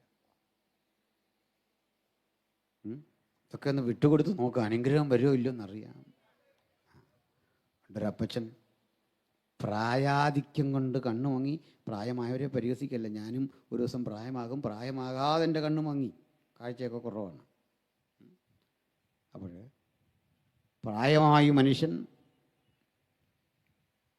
ഈ ശവം അടക്കാൻ പോവാ. അത് മറ്റൊരാൾക്ക് വിട്ടുകൊടുക്കുകയില്ല, പുള്ളി തന്നെ ചെന്നാലേ ഉയർക്കൂ എന്നുള്ള ചിന്തയിൽ മറ്റാർക്കും കൊടുക്കാതെ പോയി ശുശ്രൂഷ ചെയ്യുമ്പോൾ, ഇങ്ങനെ കൈകാര്യം ചെയ്തുകൊണ്ടിരിക്കുമ്പോൾ താൻ ചെയ്യുന്ന ശുശ്രൂഷ എന്താണെന്ന് മറന്നുപോയി. ഈ തുണിയെല്ലാം ഇങ്ങനെ വിരിച്ച് വെള്ളത്തുണിയൊക്കെ ഇട്ടിരിക്കുക. പുള്ളി ഓർത്തത് കർത്തൃമേശയാണ്. ശവം മുമ്പിൽ വെച്ചിട്ട് പറഞ്ഞു, നിങ്ങൾക്ക് വേണ്ടിയുള്ള എൻ്റെ ശരീരം. മനസ്സിലായോ? അയോഗ്യമായി ഇതിനെ സമീപിക്കരുത്. കർത്താവ് അങ്ങനല്ല. യഹൂദന്മാരുടെ ആചാരവും അങ്ങനല്ല. അതിഥി കേൾപ്പിച്ചു കൊടുത്തു. അത് സൂക്ഷിച്ചേ ചെയ്യാവുള്ളൂ. നമ്മുടെയൊക്കെ സഭയിലേക്ക് അതിഥി വന്ന് അവൻ കുളവാക്കി വെച്ച് പോകും കേട്ടോ, അത് വേറെ കാര്യം. അത് സൂക്ഷിക്കുകയും വേണം അല്ലേ? പിന്നെ എന്തെല്ലാം നോക്കിയല്ലേ ജീവിക്കാൻ പറ്റുന്നത്. അപ്പോൾ കർത്താവ് ഒരു അതിഥിയുടെ സ്ഥാനത്ത് ഇവർക്ക് അതിഥിയെപ്പോലെ തുടങ്ങി ആതിഥേയനാവുകയാണ് കർത്താവ്. എന്നിട്ട് ഈ ശുശ്രൂഷയുടെ ഭാഗമായിട്ട് അവരുടെ പാദം കഴുകി. ലോകത്തൊരു ഗുരുവും ഇന്നേ വരെ ചെയ്യാത്ത കാര്യം. ചേറണിഞ്ഞ കാലുകൾ, വിണ്ടുകീറിയ കാലുകൾ, മണൽപ്പറ്റി കരിഞ്ഞിരിക്കുന്ന കാലുകൾ, അത് ആ കരങ്ങളിലേക്ക് ഏറ്റെടുത്ത് കഴുകുമ്പോൾ ഈ ഗുരു തെളിയിച്ചു കൊടുത്ത ഒരു കാര്യം, എത്രത്തോളം താഴേക്കിറങ്ങാം, എത്രത്തോളം വിനയത്തിൻ്റെ സൗമ്യതയുടെ ആഴങ്ങളിലേക്ക് ഇറങ്ങാം. സ്വന്തം ശിഷ്യൻ്റെയും കാല് കഴുകാൻ ഹൃദയോന്നതി കാട്ടിയ മഹാഗുരുവാണ് ഇന്ന് രാത്രി നമ്മുടെ കൂടെയുള്ളതെന്നുള്ള ബോധം ഈ ഗുരുവിനെ സ്നേഹിക്കാൻ നമ്മെ ശക്തരാക്കി തീർക്കട്ടെ. അങ്ങനെ കഴുകി ശുദ്ധീകരിക്കുമ്പോൾ പത്രോസ് പറഞ്ഞു, എൻ്റെ കാലൊന്നും അങ്ങനെ ഗുരു കഴുകണ്ട. അപ്പോൾ ഗുരു പറഞ്ഞെന്നാൽ നീ പോക്കോ, എൻ്റെ കൂടെ പങ്കുപോകരിയും വേണോ, നീ ഇതുപോലെ ചെയ്യണം. കർത്താവും ഗുരുവുമായ ഞാൻ നിങ്ങളുടെ പാദം കഴുകിയ ആ സൗമ്യതയും ആ ആധികാരികതയും സ്നേഹവും സഹാനുഭൂതിയും കാട്ടിയെങ്കിൽ നിങ്ങളും ആ സഹാനുഭൂതിയുടെ ആ വഴിത്താരയിലൂടെ സഞ്ചരിക്കണം. അത് പഠിപ്പിക്കുക. ഇത് കഴിഞ്ഞ് കർത്താവ് ആശ്വാസവചനമൊക്കെ പറഞ്ഞിട്ട് പറഞ്ഞു, എങ്കിലും നിങ്ങൾക്കിടയിൽ ഒരുത്തനുണ്ട്. എന്നിട്ട് പറയാം, അവനൊരു പിശാചാകുന്നു. അവൻ തന്നെ കാണിച്ചു കൊടുക്കേണ്ടവർക്ക് ഒറ്റിക്കൊടുക്കും. ഈ മേശമേൽ അവൻ്റെ കരമിരിപ്പുണ്ട്. അടയാളങ്ങളും സൂചനകളും ഓരോന്ന് പറഞ്ഞു, സൂചനകൾ വ്യക്തമാക്കി കൊടുത്തു. പക്ഷേ എന്തിനാണത് ചെയ്തത്? അവനെ അപഹസിക്കുകയല്ല, പേര് പറയാതെ, ഏതെങ്കിലും തരത്തിൽ മറ്റൊരാൾക്ക് മനസ്സിലാകാതെ അവൻ്റെ പാപത്തിൻ്റെ കുറ്റം അവൻ മാത്രമുള്ളപ്പോൾ ബോധ്യപ്പെടുത്തി കൊടുക്കുന്ന മഹാഗുരുവിൻ്റെ ഒരു ട്രീറ്റ്മെന്റ് അവിടെ നടക്കുന്നതെങ്കിൽ, സുവിശേഷം ഈ രാത്രിയും ആത്മാക്കളെ വിവേചിച്ചു കൊണ്ടിരിക്കുന്നു. അത് ജനഹൃദയങ്ങളെ വിവേചിച്ചു കൊണ്ടിരിക്കുന്നു. അന്യായമായ വഴികളിലൂടെ ധനസമ്പാദനത്തിന് വേണ്ടി ഒരുങ്ങാൻ സ്വന്തം ഗുരുവിനെ മൂല്യം നഷ്ടപ്പെട്ടു പോകുന്ന 30 വെള്ളി നാണയങ്ങളുടെ വിലപേശി ശത്രുപക്ഷത്തെ കൊറ്റിക്കൊടുക്കുമ്പോൾ അവൻ അറിയുന്നില്ല ഇതൊരു നന്മയല്ല, ഒരു പരാജയം. അധപ്പതനത്തിന്റെ ആത്മഹത്യയുടെ, തോൽവിയുടെ, പരാജയത്തിന്റെ ആഴങ്ങളിലേക്ക് അധപ്പതിക്കപ്പെട്ടു പോകാൻ നാളെ പ്രഭാതത്തിൽ തൂങ്ങിയാടാൻ പോകുന്ന ശവശരീരം നിന്റെയായി തീരാൻ ശത്രു നിനക്ക് ചുറ്റും നിന്നുകൊണ്ട് ഉള്ളിൽ പ്രചോദനം കൊടുക്കുമ്പോൾ മറുവശത്ത് യേശു ഇടപെട്ടിട്ട് പറയുക, നീ ഇന്ന് തിരുത്തുമെങ്കിൽ, തിരികെ വരുമെങ്കിൽ, ഈ ശബ്ദം കേട്ടിട്ട് ഒരു കുറ്റബോധം രൂപപ്പെടുന്നെങ്കിൽ ഒന്നുറപ്പ, ആർക്കും തരാനാവാത്ത ശാശ്വത സമാധാനം നൽകാൻ കഴിയുന്ന ഉലകത്തിലെ ഒരേ ഒരു ഗുരുവാണ് നിന്റെ പാപത്തിന്റെ കുറ്റം ക്ഷമിച്ച് കുറ്റബോധത്തിന്റെ നീരാളി പിടുത്തത്തിൽ നിന്ന് നിന്നെ കഴുകി ശുദ്ധീകരിച്ച് പുതുമനുഷ്യനാക്കാൻ ഈ രാത്രി വന്നിട്ടുള്ളത്. അവനുമായിട്ടത്രേ നമുക്ക് കാര്യം. മനുഷ്യൻ അവൻ്റെ സ്വാർത്ഥ ലാഭത്തിനു വേണ്ടി ചിലപ്പോൾ ചെയ്തു കൂട്ടുന്ന ആ തിന്മയുടെ ആഴം അവൻ അറിയുന്നില്ല. ആഴ്ചകൾക്കപ്പുറത്ത് ഒരു മനുഷ്യൻ എന്നെ തേടി വന്നു. അയാൾ വലിയ കടഭാരത്തിലാണ്. കടങ്ങൾ ചിലപ്പോൾ മനുഷ്യൻ വരുത്തി വെക്കുന്ന വീക്ഷണഗതിയുടെ അഭാവത്തിലൊക്കെ സംഭവിച്ചേക്കാം. കടം വരുത്തി വെച്ചവനെക്കുറിച്ച് കടമുണ്ടായ കാരണങ്ങൾ പറഞ്ഞ് ആക്രമിച്ചു കൊണ്ടിരിക്കാൻ പണച്ചിലവ് ആവശ്യമില്ല. നീ എന്തിനത് ചെയ്തു, എന്തിനാണത് ചെയ്തത്, ഇത് ചോദിച്ചു കൊണ്ടിരിക്കുന്ന ആളുകൾ ഒത്തിരിയുണ്ട്. രോഗിയായി ഭാരപ്പെട്ടുകൊണ്ടിരിക്കുന്ന യോബിൻ്റെ ചുറ്റും വന്നിരുന്ന് 3-4 ആളുകൾ പ്രസംഗങ്ങളിലൂടെ അവനെ, അവൻ്റെ ആ സമർപ്പണ ബോധത്തെ, അവൻ്റെ കർത്താവിലുള്ള വിശ്വാസത്തെ ത്യജിപ്പിക്കാൻ പണിയെടുക്കുമ്പോൾ ആ പണിയൊക്കെ എളുപ്പമാണ് സുഹൃത്തെ. പക്ഷേ ഒരാശ്വാസം പറയുക എന്നത് അല്പം ബുദ്ധിമുട്ടുള്ള കാര്യമാണ്. കടം കൊണ്ട് വീർപ്പുമുട്ടുന്നവനെ ആർക്കും സ്നേഹിക്കാൻ കഴിയില്ല. അവൻ്റെ ചെങ്ങാത്തം ആർക്കും വേണ്ട. കടം കൊണ്ട് നീറിപ്പുകയുന്നവൻ അരികിലേക്ക് വരുമ്പോൾ പഴയ സുഹൃത്തുക്കൾമാർ ഒരു സഹായത്തിനാകും അവൻ വരിക. ഫോൺ വിളിക്കുമ്പോൾ നമ്മൾ ഫോൺ ഒഴിവാക്കും. ഞാനിവിടെ ഇല്ല എന്ന് പറയും. എന്താ കാരണം? അവനിൽ നിന്ന്, നമ്മിൽ നിന്ന് എന്തോ സഹായം അവന് വേണം. എൻ്റെ വീട്ടിൽ 3 തവണ ഈ മനുഷ്യൻ വന്നു. എനിക്ക് പരിഹരിക്കാൻ പറ്റുന്ന തുകയൊന്നുമല്ല, ലക്ഷക്കണക്കിന് രൂപയുടെ കടമാണ്. അത് മുന്നറിയിപ്പില്ലാതെ വന്നുകൊണ്ട് എന്നെ കണ്ടില്ല. പക്ഷെ ഒരു ദിവസം അദ്ദേഹം ഞാനും കണ്ടു. എൻ്റെ അരികിൽ വന്നു. ആ കടത്തിൻ്റെ ആധിക്യം കേട്ട് ഞാൻ ഭയന്നു. അദ്ദേഹത്തിന് കൃത്യം 8 ദിവസത്തെ അവധി, 9-ാം ദിവസം ഇല്ല. ഭയചകിതനായി നിൽക്കുക. ഒരു മോനുമുണ്ട്. നല്ലൊരു വണ്ടി ഉണ്ടായിരുന്നു, ലക്ഷങ്ങൾ വിലമതിക്കുന്ന വണ്ടി. അതുകൊണ്ടെന്ന് ഒരു ബ്ലേഡുകാരന് പണയം വെച്ചു. ഒരു വിട്ടുവീഴ്ചയില്ല. അയാൾ പണം സമ്പാദിക്കുകയാണ്. വലിയ പലിശയാണ്. ആഴ്ചകൾ കൊണ്ട് ലക്ഷക്കണക്കിന് രൂപയുടെ പലിശയാവും. വണ്ടി പോന്നേ പോട്ടെ, തലയൂരാൻ വയ്യ, രക്ഷയില്ല. ഇത്തരം മനുഷ്യൻ തൊട്ടു മുമ്പിൽ കെട്ടിത്തൂങ്ങി മരിച്ചാലും അവൻ മരിച്ചു കൊള്ളട്ടെ, ബാക്കി പണം എനിക്ക് എത്രയും പെട്ടെന്ന് വസൂലാക്കണം എന്ന് ചിന്തിക്കുന്ന ആ മനുഷ്യൻ്റെ മനസ്സോർത്തെ, ആ ബ്ലേഡ് മുതലാളിയുടെ മനസ്സോർത്തെ, നിനക്ക് വേണ്ടിയും ഒരു ദിവസം ഒരുങ്ങുന്നുണ്ട്, സൂക്ഷിച്ചു കൊള്ളണം. നമുക്ക് ഇതൊക്കെ പറയുമ്പോൾ പാപത്തിൻ്റെ ശക്തി ചിലരെ എങ്ങനെയൊക്കെ വേട്ടയാടും എന്ന് ഞാൻ ബോധ്യപ്പെടുത്താം. ഈ പണമൊക്കെ എന്തിനാ സുഹൃത്തേ? നിനക്ക് ഒരു പിടി ഭക്ഷണം, ജീവിക്കാൻ നല്ല ജീവിത ചുറ്റുപാടുകൾ, സൗകര്യങ്ങൾ, ഇതെല്ലാം സംജാതമായിട്ടുണ്ട്. ആർക്ക് വേണ്ടി ഇത് സമ്പാദിക്കുക? അടുത്ത തലമുറയ്ക്ക് വേണ്ടി.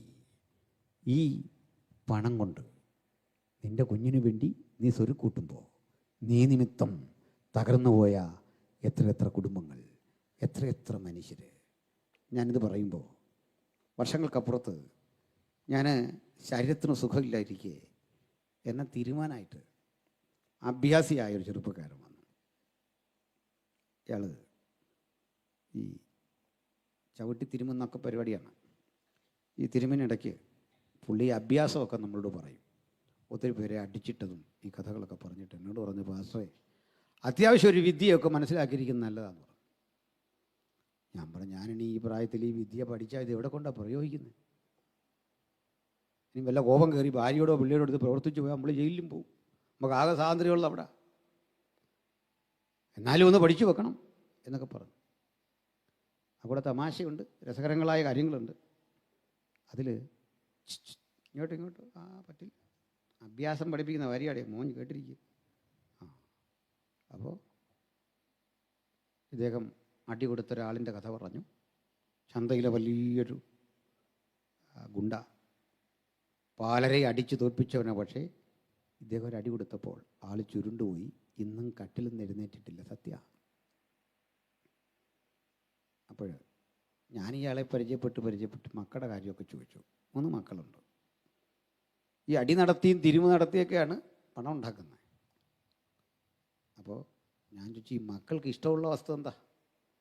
അത് ബിരിയാണിയാണ്. എല്ലാ ദിവസവും പുള്ളി ഒരു ബിരിയാണി പൊതിയൊക്കെ മേടിച്ചുകൊണ്ട് പോകും. അപ്പോൾ തിരുമതി ഇരുന്ന 2 ദിവസം മുമ്പ് ഞാൻ ഈ കൂലിക്ക് പുറമെ അല്പം പൈസയും കൂടെ കൊടുത്തിട്ട് പറഞ്ഞു, കുഞ്ഞുങ്ങൾക്കെല്ലാം ഓരോ പാക്കറ്റ് ബിരിയാണി എൻ്റെ വക കൊടുത്തേക്കാൻ പറഞ്ഞു. പുള്ളി വീട്ടിൽ നിന്ന് വന്നിട്ട് പറഞ്ഞു, കുഞ്ഞുങ്ങൾക്ക് വലിയ സന്തോഷമായി, പാസ്റ്റങ്ങൾ ബിരിയാണി വാങ്ങി തന്നു എന്നൊക്കെ അവരോട് പറഞ്ഞു. ഞാൻ പറഞ്ഞു, കുഞ്ഞുങ്ങൾ ഭക്ഷണം കഴിക്കുമെന്ന് കാണുന്ന തന്നെ നമുക്ക് സന്തോഷമല്ലേ? ബിരിയാണി ഇഷ്ടപ്പെട്ടു. കൊള്ളാം. ആട്ടെ, നിങ്ങൾ തല്ലി നടുപിടിച്ച് വീട്ടിലിട്ടിരിക്കുന്ന ആ പുള്ളി ഇന്നലെ എന്ത് കഴിച്ചു കാണും? അയാളുടെ മക്കൾ ഇന്നലെ എന്ത് കഴിച്ചു കാണും? അയാളുടെ ഭാര്യ എന്ത് കഴിച്ചു കാണും?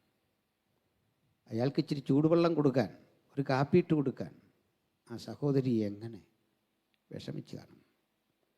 കുറേ നേരം നിർവികാരതയോടെ ആ മനുഷ്യൻ എന്നെ നോക്കി. പറ്റിയ അവസരത്തിൽ ഞാൻ സുവിശേഷം പറഞ്ഞു. അതിന് രക്ഷിക്കപ്പെട്ടൊന്നുമില്ല, പക്ഷെ എൻ്റെ ജോലി ഞാൻ പൂർത്തീകരിച്ചു. ഇതിനാ പറഞ്ഞതെന്നറിയണ്ടേ? ഇതാണ് യൂദ. അയാൾക്ക് 30 വെള്ളി നാണയം മതി. ആ 30 വെള്ളി നാണയങ്ങൾ കൊണ്ട് അയാൾ രാത്രിയൊക്കെ ഭാവന കണ്ടു. ആ 30 വെള്ളി നാണയം ഒരടിമയ്ക്ക് കിട്ടാവുന്ന പരമാവധി വിലയാണ്. ആ വില കൊണ്ട് ഞാൻ കച്ചവടം ചെയ്യും. മാസങ്ങൾക്കുള്ളിൽ അത് 300 ആകും. അതിങ്ങനെ പെരുകി 3000 ആകും. അത് 30,000 ആകും. ഒടുക്കം ഞാൻ ഈ നാട്ടിലെ ഏറ്റവും വലിയ കോടീശ്വരനാകും. വെട്ടിപ്പിടിക്കാവുന്ന ചിലതൊക്കെ വെട്ടിപ്പിടിക്കും. ഞാൻ ഈ നാട്ടിൽ എൻ്റെ അന്തസ്സും ആഭിജാത്യവും വർദ്ധിപ്പിക്കും. ഭാവനകളുടെ വഴികളിലൂടെ, സ്വപ്നങ്ങളുടെ വഴികളിലൂടെ പിശാച് ചില നാളുകളായി അയാളെ നടത്തിക്കൊണ്ടിരുന്നു. ചിലപ്പോഴൊക്കെ നമ്മളെ ഭാവനയുടെ ഈ വഴി കൊണ്ടെത്തിക്കുന്നത് ക്രൂരമായ ചില ദുര്യോഗങ്ങളിലാണ്. അതുകൊണ്ട് യേശു തനിക്കൊപ്പം ഇരിക്കുന്ന ആ ജനാവലിക്ക്, ആ വിരുന്ന് കഴിക്കാനിരിക്കുന്ന ചെറുപ്പക്കാർക്കിടയിൽ ഒരുവനെ ലക്ഷ്യമിട്ടുകൊണ്ട് പറഞ്ഞു, നിങ്ങളിൽ ഒരുവൻ ഒരു പിശാചാകുന്നു. എന്താണ് ഈ സൂചന? ഈ രാത്രി അകത്തും പുറത്തും ഇരുന്ന് സുവിശേഷം കേൾക്കുന്ന ഞങ്ങളുടെ പ്രിയപ്പെട്ട സുഹൃത്തെ, ഒന്ന് മനസ്സിലാക്കിക്കൊള്ളണം. നിന്റെ ജീവിതത്തിൻ്റെ കുറവുകൾ ചൂണ്ടിക്കാണിച്ചുകൊണ്ട്, പരിമിതികൾ ചൂണ്ടിക്കാണിച്ചുകൊണ്ട് ദൈവത്തിൻ്റെ ആത്മാവ് ഇടപെടുമ്പോൾ ഒരു സ്വയതിരുത്തലിനായി, ഒരു മടങ്ങിവരവിനായി ഇന്ന് കേൾക്കുന്ന ബുദ്ധി ഉപദേശം നിന്റെ മാനസാന്തരത്തിനും അഭിവൃദ്ധിക്കും ഹേതുവാകണം. അതിനുവേണ്ടിയാണ് ഈ യോഗവും പാട്ടും പ്രാർത്ഥനയും ഒക്കെ ഇവിടെ സംജാതമാക്കിയിരിക്കുന്നത്. അതുകൊണ്ട് നശിച്ചു പോകുന്ന ആ നാണയത്തുട്ടുകൾ, അതിൻ്റെ ഭാവനകളിലൂടെ നീ സഞ്ചരിക്കുമ്പോൾ യൂദ അറിഞ്ഞില്ല ഇനി നടക്കാൻ പോകുന്ന പൊല്ലാപ്പുകൾ, അതിൻ്റെ ഭീകരത എത്രയാണെന്ന്. വളഞ്ഞ വഴിക്ക് ഇങ്ങനെ പണമുണ്ടാക്കാൻ ശ്രമിക്കുന്ന എത്ര മനുഷ്യരെ കാണാം. കുട്ടികളൊക്കെ ഇൻ്റർനെറ്റിൻ്റെ വിശാലമായ ലോകത്തിലൂടെ ചില പോർട്ടലുകൾ തുറക്കുന്നു. ആ ലോകത്തിലേക്ക് ചെല്ലുമ്പോൾ കാണാൻ കഴിയുന്നു റമ്മി കളിക്കുന്നതിനെ കുറിച്ച്, മറ്റു പലതരം ഇടപാടുകളെക്കുറിച്ച്. അങ്ങനെ പണം കളഞ്ഞ ഒരു മനുഷ്യനെ ഞാൻ പരിചയപ്പെട്ടു. ലക്ഷക്കണക്കിന് റുപ്പിയ അങ്ങനെ നശിപ്പിച്ചിട്ട് ഇപ്പോൾ തിരിച്ചു പിടിക്കാമെന്നോർത്ത് പണിയെടുക്കുന്നയാൾ. ആ പയ്യൻ നല്ല വിദ്യാസമ്പന്നനാണ്. ഞാൻ ലക്ഷണങ്ങളൊന്നും തീർത്തു പറയുന്നില്ല. ഒരുപക്ഷെ അദ്ദേഹമോ വേണ്ടപ്പെട്ടവരെ കേട്ടാൽ അതൊരാക്ഷേപമായി തോന്നാതിരിക്കാൻ എൻ്റെ വീട്ടിലേക്ക് പലയാവർത്തി വന്നു. എന്നിട്ട് പറയാണ്, എനിക്കൊന്ന് ഊരിപ്പോരണം, എനിക്ക് രക്ഷയില്ല. അവസാനം ഊരിപ്പോരാൻ തിരഞ്ഞെടുത്ത വഴി അതിലും ഭീകരമായിരുന്നു. അയാൾ ഒരു വിവാഹം കഴിച്ചു. എന്നിട്ട് വിവാഹത്തിൻ്റെ ഭാഗമായി കിട്ടിയ പെൺകുട്ടിയുടെ ഓഹരി മുഴുവൻ ആഴ്ചകൾ കൊണ്ട് അടിച്ചു തീർത്തു. ഒരു അഡിക്ഷൻ പോലെ ഇങ്ങനെ പണമെറിഞ്ഞ് ഇൻ്റർനെറ്റിലൂടെ പണമെറിഞ്ഞ് സ്വയം ശൂന്യനായിക്കൊണ്ടിരിക്കുമ്പോൾ ആ പെൺകുട്ടി വലിയ ഭാവനയില്ല, അവൾ വലിയ ചിന്തയില്ല. ഓർത്തു നോക്ക്, ഒരു ചെറുപ്പക്കാരൻ്റെ വിവാഹ ജീവിതത്തിൻ്റെ ആദ്യ നാളുകളിൽ പോലും അവന് സന്തോഷമില്ല. രാത്രി അവൾക്ക് സന്തോഷമില്ല. അവളോട് തുറന്നു പറയാൻ കഴിയാത്ത വിഹ്വലമായ ഈ വേദനകളിലൂടെ അയാൾ കടന്നു പോകുമ്പോൾ ഭൗതിക ചിന്തയോടുള്ള ഇത്തരം ആർത്തികൾ മനുഷ്യ ജീവിതത്തെ എവിടെ കൊണ്ടെത്തിക്കുമെന്നുള്ളതിൻ്റെ ഉത്തമ ഉദാഹരണമാണ് യൂദയിലൂടെ നമ്മൾ കാണുന്നതെങ്കിൽ സ്നേഹിത, യേശു കർത്താവ് പഠിപ്പിച്ചു, ഉണ്മാനും ഉടുപ്പാനും ഉണ്ടെങ്കിൽ മതി എന്ന് വെപ്പി. ചിലർക്ക് ആ വചനം അത്ര ആശ്വാസമല്ലെങ്കിലും മറുവശത്തൊന്ന് പറയാം, അതിൻ്റെ 10 മടങ്ങ് ദൈവം നമുക്ക് തന്നെങ്കിൽ ലഭിച്ച നന്മയിൽ സന്തോഷിച്ചിട്ട് പറയാ, ഗുരു നിന്റെ വാക്കുകൾക്കാണ് ഞാൻ വിലമതിക്കുന്നത്, നിന്റെ ശബ്ദത്തിനാണ് ഞാൻ വിലമതിക്കുന്നത്. ഉയരങ്ങൾ വെട്ടിപ്പിടിക്കാനുള്ള എൻ്റെ ശ്രമത്തിനിടയിൽ വളഞ്ഞ വഴികളിലൂടെ യാത്ര ചെയ്ത് നേടിയതും പിടിച്ചെടുത്തതുമൊക്കെ എനിക്ക് ദുഃഖത്തിന് ഹേതുവാകും. അതുകൊണ്ട് ഒന്നുറപ്പാക്കി പോകണം, ശാപഗ്രസ്തമായ ഒരു മുതലും ജീവിതത്തിലില്ലാതെ വിട്ടുകൊടുക്കേണ്ടതിനെ വിട്ടുകൊടുത്ത് ത്യജിക്കേണ്ടതിനെ ത്യജിച്ച് ഉത്തമമായ ആത്മീയ ജീവിതം നയിക്കാൻ കഴിയാത്തവരുണ്ടെങ്കിൽ ഇതാ ഇപ്പോഴാകുന്നു സുപ്രസാദ കാലം, ഇപ്പോഴാകുന്നു രക്ഷാദിവസം. പാപഭംഗിലമായ അത്തരം ജീവിതത്തിന്റെ വ്യഥകളോട് വിട പറഞ്ഞിട്ട് ലക്ഷ്യോന്മുഖമായ ഒരു ജീവിതം നയിക്കാൻ യേശു വിളിച്ചു പറയാ, നിങ്ങളിൽ ഒരുവൻ ഒരു പിശാചാകുന്നു. ഉന്മൂലന ബോധത്തോടെ തകർക്കാനുള്ള ശ്രദ്ധയോടെ അവനിത് കഴിക്കുന്നുണ്ട്. അവനും ഈ ഭക്ഷണം നിഷേധിച്ചില്ല.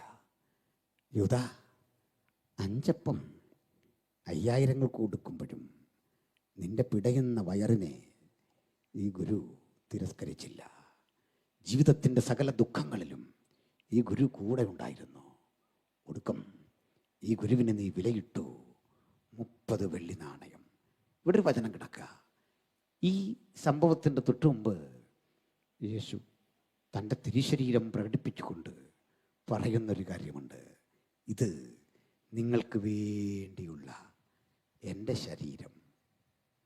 എന്താ ഇത് പറയാൻ കാരണം? ഈ ശരീരം നമുക്കുള്ളതാ, നിങ്ങൾക്കുള്ളതാട്ടോ. നിങ്ങൾക്ക് വേണ്ടിയുള്ളതാ, എനിക്ക് വേണ്ടിയുള്ളതാ, മുഴു ലോകത്തിനും വേണ്ടിയുള്ളതാ. എന്ത് ചെയ്യണമെന്ന് ഒരു വ്യവസ്ഥ പറയുന്നില്ല. നിങ്ങൾക്കുള്ളതാ, എനിക്കുള്ളതാ. അത് മനസ്സിലാക്കി യൂദ അതിന് വിലയിടുക. എനിക്കുള്ളതല്ലേ, ഞാനതിന് വിലയിടുന്നു 30 വെള്ളി നാണയം. ഈ ശരീരം കണ്ടിട്ടേ പിന്നീട് പത്രോസ് പറയാ, ഞാൻ ഏത് നിമിഷത്തിലും അവനെ പരിചയപ്പെട്ടു എന്ന് ഓർക്കുന്നില്ല. പെൺകുട്ടി, നീ പറഞ്ഞ എനിക്ക് മനസ്സിലാവുന്നില്ല. എനിക്കവനുമായി ഒരു ബന്ധവുമില്ല. ഒരുത്തൻ ശരീരത്തെ ഒറ്റിക്കൊടുത്തെങ്കിൽ ഒരുത്തൻ ഈ ശരീരത്തെ നോക്കി പറയാ, ഞാൻ അവനെ അറിയുന്നില്ല. ഇനി മറ്റൊരുത്തൻ ഉയർത്തെഴുന്നേറ്റവനെ കുറിച്ചുള്ള അറിവ് വന്നപ്പോൾ പറയാ, ഞാനേ അത് വിശ്വസിക്കില്ല. വിശ്വസിക്കണമെങ്കിൽ എൻ്റെ യുക്തിക്ക് നിരക്കുന്ന തെളിവുകൾ കൊണ്ടവൻ സ്ഥാപിക്കണം, എങ്കിലേ വിശ്വസിക്കൂ. അപ്പോഴും ആ ശബ്ദം അലതല്ലുന്നുണ്ട്, നിങ്ങൾക്ക് വേണ്ടിയുള്ള എൻ്റെ ശരീരം, നിങ്ങൾക്ക് വേണ്ടിയുള്ള എൻ്റെ ശരീരം, മുഴു ലോകത്തിനും വേണ്ടിയുള്ള ശരീരം. ചിലർ അത് വിൽപ്പന ചരക്കാക്കി വെച്ചപ്പോൾ, ചിലതിനെ അവിശ്വസിച്ചപ്പോൾ, ഉപകാരം കൈപ്പറ്റിയ ചിലതിനെ തള്ളിക്കളഞ്ഞപ്പോൾ, ഞാൻ എൻ്റെ ചിന്തകൾ പര്യവസാനിപ്പിക്കാൻ ബാധ്യസ്ഥനാകുന്നത് കൊണ്ട് ഇങ്ങനെ പറയട്ടെ, ഒരാൾ പോലും ഈ ശരീരത്തെ വിലമതിച്ചില്ല 12 ശിഷ്യന്മാരിൽ. ഈ ശരീരത്തിന് വിലമതിക്കാതെ തള്ളിക്കളഞ്ഞ് തട്ടിക്കെടുത്ത് കളഞ്ഞ് ഈ ശരീരം പീലാത്തോസിന്റെ വിധിമണ്ഡപത്തിൽ വിചാരണയ്ക്ക് വിധേയമാകുമ്പോൾ സാക്ഷിമൊഴികൾ നിരത്തിക്കൊണ്ട് ആളുകൾ യേശുവിനെതിരെ പറഞ്ഞു, ഇവൻ രാജാവെന്ന് പറഞ്ഞു, ഇവൻ കൈസർക്ക് വിരോധമായി പ്രസംഗിച്ചു, നികുതി അടയ്ക്കരുതെന്ന് പ്രസംഗിച്ചു. ഇത്രയും വാക്കുകൾ അന്തരീക്ഷത്തിൽ മുഴങ്ങിക്കേൾക്കുമ്പോൾ 12 ശിഷ്യന്മാരിൽ ഒരുത്തനെങ്കിലും മുമ്പോട്ട് വന്നിട്ട് പറയണം, നോ, എൻ്റെ ഗുരു ഒരു നികുതിയും അടയ്ക്കാതിരുന്നിട്ടില്ല. എൻ്റെ ഗുരു രാജ്യനിയമത്തിനെതിരായിരുന്നില്ല. എൻ്റെ ഗുരു വ്യാജനായിരുന്നില്ല. എൻ്റെ ഗുരുവിനെ എനിക്കറിയാവുന്നതുപോലെ അല്ലയോ ഭരണകൂടമേ, നിങ്ങൾക്കറിയില്ല എന്ന് പറഞ്ഞുകൊണ്ട് യേശുവിന് വേണ്ടി നിവരെ നിൽക്കാൻ ഒരു ശിഷ്യനെയും കാണാതെ പോയ ഒരു ദൗർഭാഗ്യം കണ്ടിട്ട് പ്രവാചകൻ യേശുവിൻ്റെ അന്ത്യനിമിഷങ്ങളെക്കുറിച്ച് എഴുതുകയാ, വല്ലവനും സഹതാപം തോന്നുമോ എന്ന് ഞാൻ നോക്കിക്കൊണ്ടിരുന്നു, ആരെയും കണ്ടില്ല. ഈ ഗുരു നിങ്ങളെ പഠിപ്പിച്ചത് എന്താ? നിങ്ങൾ പഠിച്ചതെന്താ? 12 ശിഷ്യന്മാർക്കൊപ്പം നിങ്ങളും ഞാനും ഉണ്ടായിരുന്നെങ്കിൽ ഗുരുവിന് വേണ്ടി വാദിക്കാൻ എത്ര പേരവിടെ കാണുമായിരുന്നു? മരണം വന്നാലും ഞാൻ ഈ ഗുരുവിന് വേണ്ടി പറഞ്ഞുകൊണ്ടിരിക്കും. ചിലപ്പോഴൊക്കെ നമ്മൾ പറയില്ലേ, മരണം വന്നാലും തകർച്ച വന്നാലും ഞാൻ ഗുരുവിന് വേണ്ടി പാടും, ഗുരുവിന് വേണ്ടി പ്രസംഗിക്കും. അതൊക്കെ ശരിയാ, ഇങ്ങനെയുള്ള വേദിയിൽ പ്രസംഗിക്കാൻ എളുപ്പമാ, പാടാൻ എളുപ്പമാ. പക്ഷേ കോടതി മുറിയുടെ നെഞ്ചിടിപ്പിക്കുന്ന വാദപ്രതിവാദങ്ങളുടെ നടുവിലെ നിവരെ ചെന്നിട്ട് പറയാൻ ആർക്കൊണ്ട് ധൈര്യം? ഈ ഗുരു എൻ്റെ ഗുരുവാ, ആ ഗുരുവിനെ കൊല്ലാൻ ആയുധം കയ്യിലെന്തി നിങ്ങൾ വരുമ്പോൾ ഒരു കാര്യം ഉറപ്പ്, അവൻ മരണത്തിന് ഹേതുവായി ഒന്നും ചെയ്തിട്ടില്ല. ഇവൻ ഉലകത്തിന്റെ രക്ഷകൻ, ഞങ്ങൾ ഞങ്ങളുടെ വീണ്ടെടുപ്പുകാരൻ, എൻ്റെ പ്രാണന്റെ വിലയെന്ന് പറയാൻ ചങ്കുറപ്പുള്ള ഒരുത്തനെയും കാലം കണ്ടില്ല എന്നൊരു ദുര്യോഗം ഈ രാത്രി പങ്കുവെക്കുമ്പോൾ തിരുത്താൻ മനസ്സുള്ള നമുക്ക് പറയാം, നാഥാ ഞങ്ങൾ നിനക്ക് വേണ്ടി നിൽക്കും, ഞങ്ങൾ നിനക്ക് വേണ്ടി നിൽക്കും. ഈ വചനം കേൾക്കുന്ന പ്രിയപ്പെട്ടവരെ, യേശുവിന് വേണ്ടി നിൽക്കാൻ ആരെയും കാണാതെ വന്നപ്പോൾ ചരിത്രം ഒത്തിരി ഉണ്ട്. പീലാത്തോസ് ഉത്തരവിട്ടു യേശുവിനെ ക്രൂശിക്കാൻ. രാജ്യത്തൊരു നിയമമുണ്ട്, നിശ്ചിത സമയത്തിനുള്ളിൽ ഈ മരണം നടന്നിരിക്കണം, ക്രൂശീകരണം നടന്നിരിക്കണം. മരണം പതുക്കെ നടന്നാൽ മതി, ക്രൂശീകരണം ഒരു പ്രാകൃത ശിക്ഷയാണ്. പഴയ നിയമത്തിൽ എവിടെയും ക്രൂശീകരണം എന്നൊരു പദമില്ല, ക്രൂശിച്ച സംഭവങ്ങളും ഇല്ല. കാരണം ക്രൂശുമരണം വരുന്നത് പഴയ നിയമത്തിൽ അവസാന സംഭവത്തിനും ശേഷം 300 കൊല്ലം കഴിഞ്ഞാണ്. പുതിയ നിയമം എഴുതുന്നതാകട്ടെ പഴയ നിയമത്തിന് 400 കൊല്ലം ശേഷമാണ്. അപ്പോൾ ക്രിസ്തുവിനൊരു 100 കൊല്ലം മുമ്പ് ഫിനീഷ്യർ ആരംഭിച്ചതാണ് ക്രൂശുമരണം. അത് പിന്നീട് റോമിലെത്തുമ്പോൾ സർവ്വസാധാരണമായി. റോമിലെ കൊടും കുറ്റവാളികളെ, തീവ്രവാദികളെ, രാജ്യവിരുദ്ധരെ, കലാപകാരികളെ, എരിവുകാർ എന്നൊക്കെ പറയുന്ന രാഷ്ട്രീയ ബോധമുള്ളവരെ മറ്റുള്ളവർക്കും ബോധ്യം വരാൻ പെരുവഴിയുടെ ഓരത്ത് വിചാരണ ചെയ്ത് ക്രൂശിൽ തറച്ച് കൊല്ലുന്ന ശിക്ഷാരീതി റോമിലുണ്ടായിരുന്നു. ക്രൂശിതന്റെ ആ ക്രൂശുമരണ സംഭവം റോഡരികിലാണ്, പൊതുവഴിയുടെ ഓരത്താണ്. വഴിയാത്രികർക്ക് കണ്ട് മനസ്സിലാക്കണം. കുറ്റസംഗതി കൂടി എഴുതിയിടും. ഇവൻ ചെയ്ത കുറ്റമെന്തെന്ന് വരുന്ന നാളുകളിൽ ആളുകൾ വായിച്ചു മനസ്സിലാക്കിയിട്ട് ആ കുറ്റം ആവർത്തിക്കാതിരിക്കാൻ ഒരു മുന്നറിയിപ്പ്. മറ്റൊന്ന്, ക്രൂശിക്കപ്പെട്ടവന്റെ ശരീരം മണ്ണിലിറക്കി കിടത്താൻ പാടില്ല. ക്രൂശിക്കപ്പെട്ടവന്റെ ശരീരം ഒരു കാരണവശാലും ദഹിപ്പിക്കാൻ പാടില്ല. ക്രൂശിക്കപ്പെട്ടവന്റെ ശരീരം ഒരു വിധത്തിലും വെള്ളത്തിലൊഴുക്കാൻ പാടില്ല. ഇതാണ് രാജ്യത്തിലെ യഥാർത്ഥ നിയമം. പക്ഷെ യേശുവിനെ കല്ലറയിലൊക്കെ വെക്കുന്നുണ്ട്. അതിന്റെ കാരണങ്ങൾ ഞാൻ വ്യക്തമാക്കി തരാം. പ്രിയപ്പെട്ടവരെ, ക്രൂശിക്കപ്പെട്ടവനെ നിലത്തിറക്കരുതെന്ന് പറയാൻ കാരണം ആളുകൾ വിശ്വസിച്ചിരുന്നു ഭൂമി ഒരു ദേവനാണ്, റോമക്കാർ ആരാധിക്കുന്ന ആ ദേവനെ അവഹേളിക്കലാണ്. ഇത്തരം ഒരു അധർമ്മിയുടെ ശരീരം നിലത്തിറക്കി വെച്ചാൽ ജലം ഒരു ദേവതയാണ്, ആ ദേവതയെ അവഹേളിക്കലാണ്. വെള്ളത്തിലൊഴുക്കിയാൽ അഗ്നി അവർക്ക് ദേവനാണ്. അതുകൊണ്ട് ആ ദേവനെ ഏറ്റുവാങ്ങാൻ കഴിയില്ലാത്ത വിധം ഈ ശരീരം അവരെ അനാദരിക്കാതെ, മതവികാരം വ്രണപ്പെടാതെ ഈ ക്രൂശിൽ തന്നെ ഇട്ടേക്കണം. ഈ ശരീരം കാക്കകൾ കൊത്തിപ്പറിക്കും, കഴുകന്മാർ കൊത്തിപ്പറിക്കും, പ്രാണികൾ അതിനു ചുറ്റും വലയം ചെയ്യും. കൊത്തിപ്പറിച്ച് കുടൽമാലകൾ തുറിച്ചു താഴെ വീഴും. കണ്ണും മാംസള ഭാഗങ്ങളുമൊക്കെ പ്രാണികൾ കൊത്തിപ്പറിച്ച് ഭീകരാന്തരീക്ഷം സൃഷ്ടിക്കുമ്പോൾ താഴെ വീഴുന്ന മാംസത്തുണ്ടുകൾ കടിച്ചു തിന്നാൻ നായ്ക്കളും നരിച്ചീറുകളുമൊക്കെ ഓടിവരും. ദുർഗന്ധം വമിക്കുന്ന ഭീകരത നിലനിൽക്കുന്ന ഈ മരണം കണ്ടിട്ട് റോമൻ ചരിത്രകാരനായ സ്ട്രാബോ ഇങ്ങനെ എഴുതി വെച്ചു, ഞാൻ കണ്ടതിലെ ഏറ്റവും ഭീകരവും കിരാതവുമായ മരണമാണ് ഈ ക്രൂശു മരണം എന്ന് പറയുക. നോക്കണം, പാപമറിയാത്തവനെ, പാപം ചെയ്യാത്തവനെ അധർമ്മികളുടെ കൂട്ടത്തിൽ എണ്ണി ക്രൂശു മരണത്തിന് വിധി കൽപ്പിക്കുമ്പോൾ, ശിഷ്യത്വമുള്ള നിങ്ങളെ, അപ്പം വാങ്ങി ഭക്ഷിച്ച നിങ്ങളെ, അമ്മാവിയമ്മയ്ക്ക് സുഖപ്പെട്ടതിൽ ആരവാരം കണ്ടെത്തിയ നിങ്ങളെ, അങ്ങ് കടലിൻ മീതെ നടക്കുമ്പോൾ ആവേശം കൊണ്ട നിങ്ങളെ, ആഴ്ചകൾക്കപ്പുറത്ത് ഹോസന്ന ഹോസന്ന എന്ന് വിളിച്ചുകൊണ്ട് ആ യെരുശലേമിലേക്കുള്ള ശക്തിപ്രകടനത്തിൽ യേശുവിന്റെ കൂടെ നിന്ന ഒരാളെയും ഇവിടെ കാണാൻ കഴിയുന്നില്ലെങ്കിൽ യഥാർത്ഥ ക്രിസ്ത്യാനിത്വം ഈ ക്രൂശ് ചുമക്കുന്നതാണ്, ക്രൂശിനൊപ്പം നിൽക്കുന്നതാണ്. ആ ക്രൂശിനെയും ക്രൂശിക്കപ്പെട്ടവനെയും വേണ്ടാത്തവന്റെ മാർഗമല്ലിത്. ആ ക്രൂശിനെ ചുമക്കാൻ സന്നദ്ധതയുള്ള ഒരു സമൂഹം ഉണർന്നിട്ട് നമുക്ക് ആവേശത്തോടെ പറയാ, എനിക്കോ നമ്മുടെ കർത്താവായ യേശു ക്രിസ്തുവിന്റെ ക്രൂശിലല്ലാതെ പ്രശംസിക്കാൻ സംഗതി വരരുത്. ഈ രാത്രി ക്രൂശിക്കപ്പെട്ടവന്റെ മഹനീയത ഉയർത്തിക്കാട്ടിക്കൊണ്ട് സുവിശേഷത്തിന്റെ സാരാംശം വീണ്ടും ആവർത്തിക്കുന്നു. മറ്റൊരുവരിലും രക്ഷയില്ല. നാം രക്ഷിക്കപ്പെടുവാൻ ആകാശത്തിന് കീഴിൽ മനുഷ്യരുടെ ഇടയിൽ ഒരേ ഒരു നാമം, യേശു ക്രിസ്തുവിന്റെ നാമം. ഇനിയേ ഈ ക്രൂശിക്കുന്നതിന് മറ്റൊരു നിയമമുണ്ട്. നമ്മളാരും ഈ ചിത്രത്തിൽ കണ്ട് പഠിച്ചതുപോലെ ഈ കൈവെള്ളയ്ക്ക് ആണി അടിക്കുന്ന പണിയില്ല. ഇത് ഡാവിഞ്ചിക്കൊക്കെ തെറ്റിപ്പോയതാണ്. ആണി അടിക്കേണ്ടത് റോമൻ ചരിത്രത്തിൽ കൃത്യം രേഖപ്പെടുത്തി വെച്ചിട്ടുണ്ട്. ഈ കൈയുടെ കുഴ ഇവിടെ അടിക്കണം, റിസ്റ്റ് എന്ന് പറയില്ല നമ്മൾ, അല്ലെങ്കിൽ മലയാളത്തിൽ മണിബന്ധം എന്ന് പറയും. ഇവിടെ അപ്പോത്തിക്കരി എന്ന് വിളിക്കുന്ന വൈദ്യൻ നിയമാനുസൃതം വന്ന് ഈ ഹതഭാഗ്യനെ പിടിച്ചു കിടത്തി ഈ കയ്യിൽ മഷിയടയാളം പുരട്ടണം. ആണി ഇറക്കേണ്ട സ്ഥലം കയ്യിലും കാലിലും. എൻ്റെ പണി തീർന്നു. നമ്മൾ ഈ കഷ്ടാനുഭവ ആഴ്ചയെ കാണുന്ന പോലെ T ആകൃതിയിലെ കുരിശ് അപ്പാടെ തോളെ വെക്കുന്ന പണിയില്ല. അങ്ങനെ ഒരുത്തരം കൊണ്ടുപോകാനും പറ്റില്ല. മശിഹാ ചരിത്രത്തിലും ജീസസിലും കഷ്ടാനുഭവ ആഴ്ചയിലുമൊക്കെ അതിശയോക്തി കലർത്തിയാണ് ഈ പണി നടക്കുന്നത്. മറിച്ച് കുരിശിന് 2 ഭാഗമാണ്. ഒന്നൊരു വിലങ്ങൻ തടി. ആ വിലങ്ങൻ തടിക്കൊരു പേര് പറയും പാറ്റിബുലം. ഇതാണ് റോമൻ വേർഡ്, പാറ്റിബുലം. കുത്തനെയുള്ള തടിക്കൊരു പേര് പറയും സിംപ്ലക്സ്. ഈ വിലങ്ങൻ തടിയല്ല, സ്റ്റെമ്മേ, ആ തടിക്കട്ട. നമ്മൾ കണ്ട സകല കുരിശുകളും നല്ല ഡീസൻ്റ് കുരിശ്, അന്തസ്സുള്ള കുരിശ. ചെത്തി പണി കഴിപ്പിച്ച് പോളീഷ് അടിച്ച് മിനിക്കിയ കുരിശാണ്. പണ്ട് ഒരു ബിഷപ്പ് സ്വർണ്ണനിർമ്മിതമായ ഒരു കുരിശ് മാല ഇട്ട് സ്വാതന്ത്ര്യസമര സേനാനിയായിരുന്ന ആചാര്യ കൃപാലാനിയുടെ അരികിലെത്തി. കൃപാലാനി എഴുന്നേറ്റെന്ന് വണങ്ങിയിട്ട് പറഞ്ഞു, ആദരണീയനായ സുഹൃത്തേ, ഞാൻ നിങ്ങളെ നമിക്കുന്നു. നിങ്ങളെനിക്ക് യേശുവിനേക്കാൾ വലിയവനാണ്. അതെന്തേ അങ്ങ് അങ്ങനെ പറഞ്ഞത്? അപ്പോൾ കൃപാലാനി പറഞ്ഞു, അങ്ങയുടെയും എൻ്റെയും രക്ഷകന് ഇത്രയും ഭംഗിയുള്ളൊരു ക്രൂശിൽ കിടന്ന് മരിക്കാൻ കഴിഞ്ഞില്ല. ഒരു തടിക്കട്ടയിലാണ് മരിച്ച്.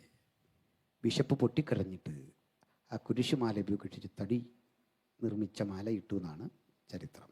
അതെന്തു ആകട്ടെ, പോളിഷ് ചെയ്യാത്ത ആശാരി തച്ചുശാസ്ത്ര വിദ്യ അനുസരിച്ച് പണിതെടുക്കാത്ത 2 തടിക്കട്ട, ഉരുളൻ തടിക്കഷണം. ഈ തടിക്കഷണത്തിൽ ഒരെണ്ണം ചുമന്നാൽ മതി. ഈ സിംപ്ലക്സ് അവിടെ കൊണ്ട് വച്ചിരിക്കും, അല്ലെ ക്രൂശീകരണ സമയത്ത് നടക്കില്ല. ഈ വിലങ്ങൻ തടി തോളിലേക്ക് വച്ചിട്ട് അപ്പുറത്തും ഇപ്പുറത്തും കയറിന് വരിഞ്ഞ് കെട്ടും. ഈ കയറ് കൊണ്ടാണ് പിന്നെ കുരിശ് ബന്ധിക്കുന്നത്. ഇത് കൊണ്ടുപോയാൽ മതി. 40 അടിയുടെ തീഷ്ണമായ വേദന ശരീരത്തിൽ അരിച്ചിറങ്ങ് അടിക്ക് നിയമമുണ്ട്. കൽത്തളത്തിൽ കമഴ്ത്തിക്കിടത്തി ആദ്യത്തെ 10 അടി, കൽത്തളത്തിൽ മലർത്തിക്കിടത്തി നെഞ്ചത്തെടുത്ത 10 അടി. 10 വീതം അടിക്കുമ്പോൾ 2 പേരുടെ ജോലി കഴിഞ്ഞു. അടുത്ത 10 അടി വീണ്ടും കമഴ്ത്തിക്കിടത്തി മുമ്പേ അടിച്ച ദിശയ്ക്ക് തിരിച്ച് ഒരു ക്രോസ്. പിന്നെയും മലർത്തിക്കിടത്തി മറ്റൊരാൾ വന്ന് നെഞ്ചിൽ അടുത്ത 10 അടി. ഇത്രയും കഴിയുമ്പോൾ ഈ പരമ്പ് മെനയും പോലെ വരകൾ തലങ്ങും വിലങ്ങും കാണും. ഇത് കണ്ടാണ് പ്രവാചകൻ പറയുന്നത്, അവൻ്റെ പുറം ഉഴവ് ചാൽ പോലെ കീറി. ആ കൂടെ സിസിഫസ് സ്പൈനസ് എന്നറിയപ്പെടുന്ന ഒരുതരം ചെടി, അതിൻ്റെ മുള്ളുകൊണ്ട് മെടഞ്ഞൊരു കിരീടം അത് തലയിൽ വച്ചു. അവഹേളിച്ചാക്ഷി വെച്ച് ശരീരത്തിലൊക്കെ വച്ചു.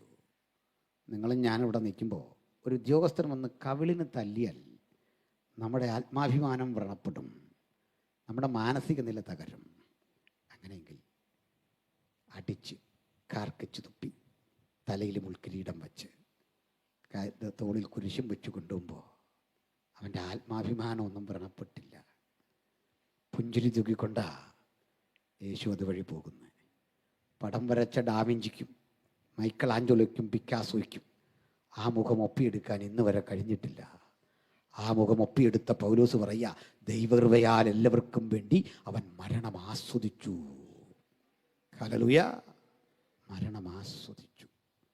ആസ്വദിക്കുന്നവൻ്റെ മുഖഭാവം വരയ്ക്കാൻ അവർക്കാർക്ക് സാധിച്ചില്ല. കാരണം ജീവിതത്തിൽ ആദ്യം ഒരുത്തൻ മരണം ആസ്വദിക്കുക. എന്തിനു വേണ്ടി? എനിക്കും നിങ്ങൾക്കും വേണ്ടി.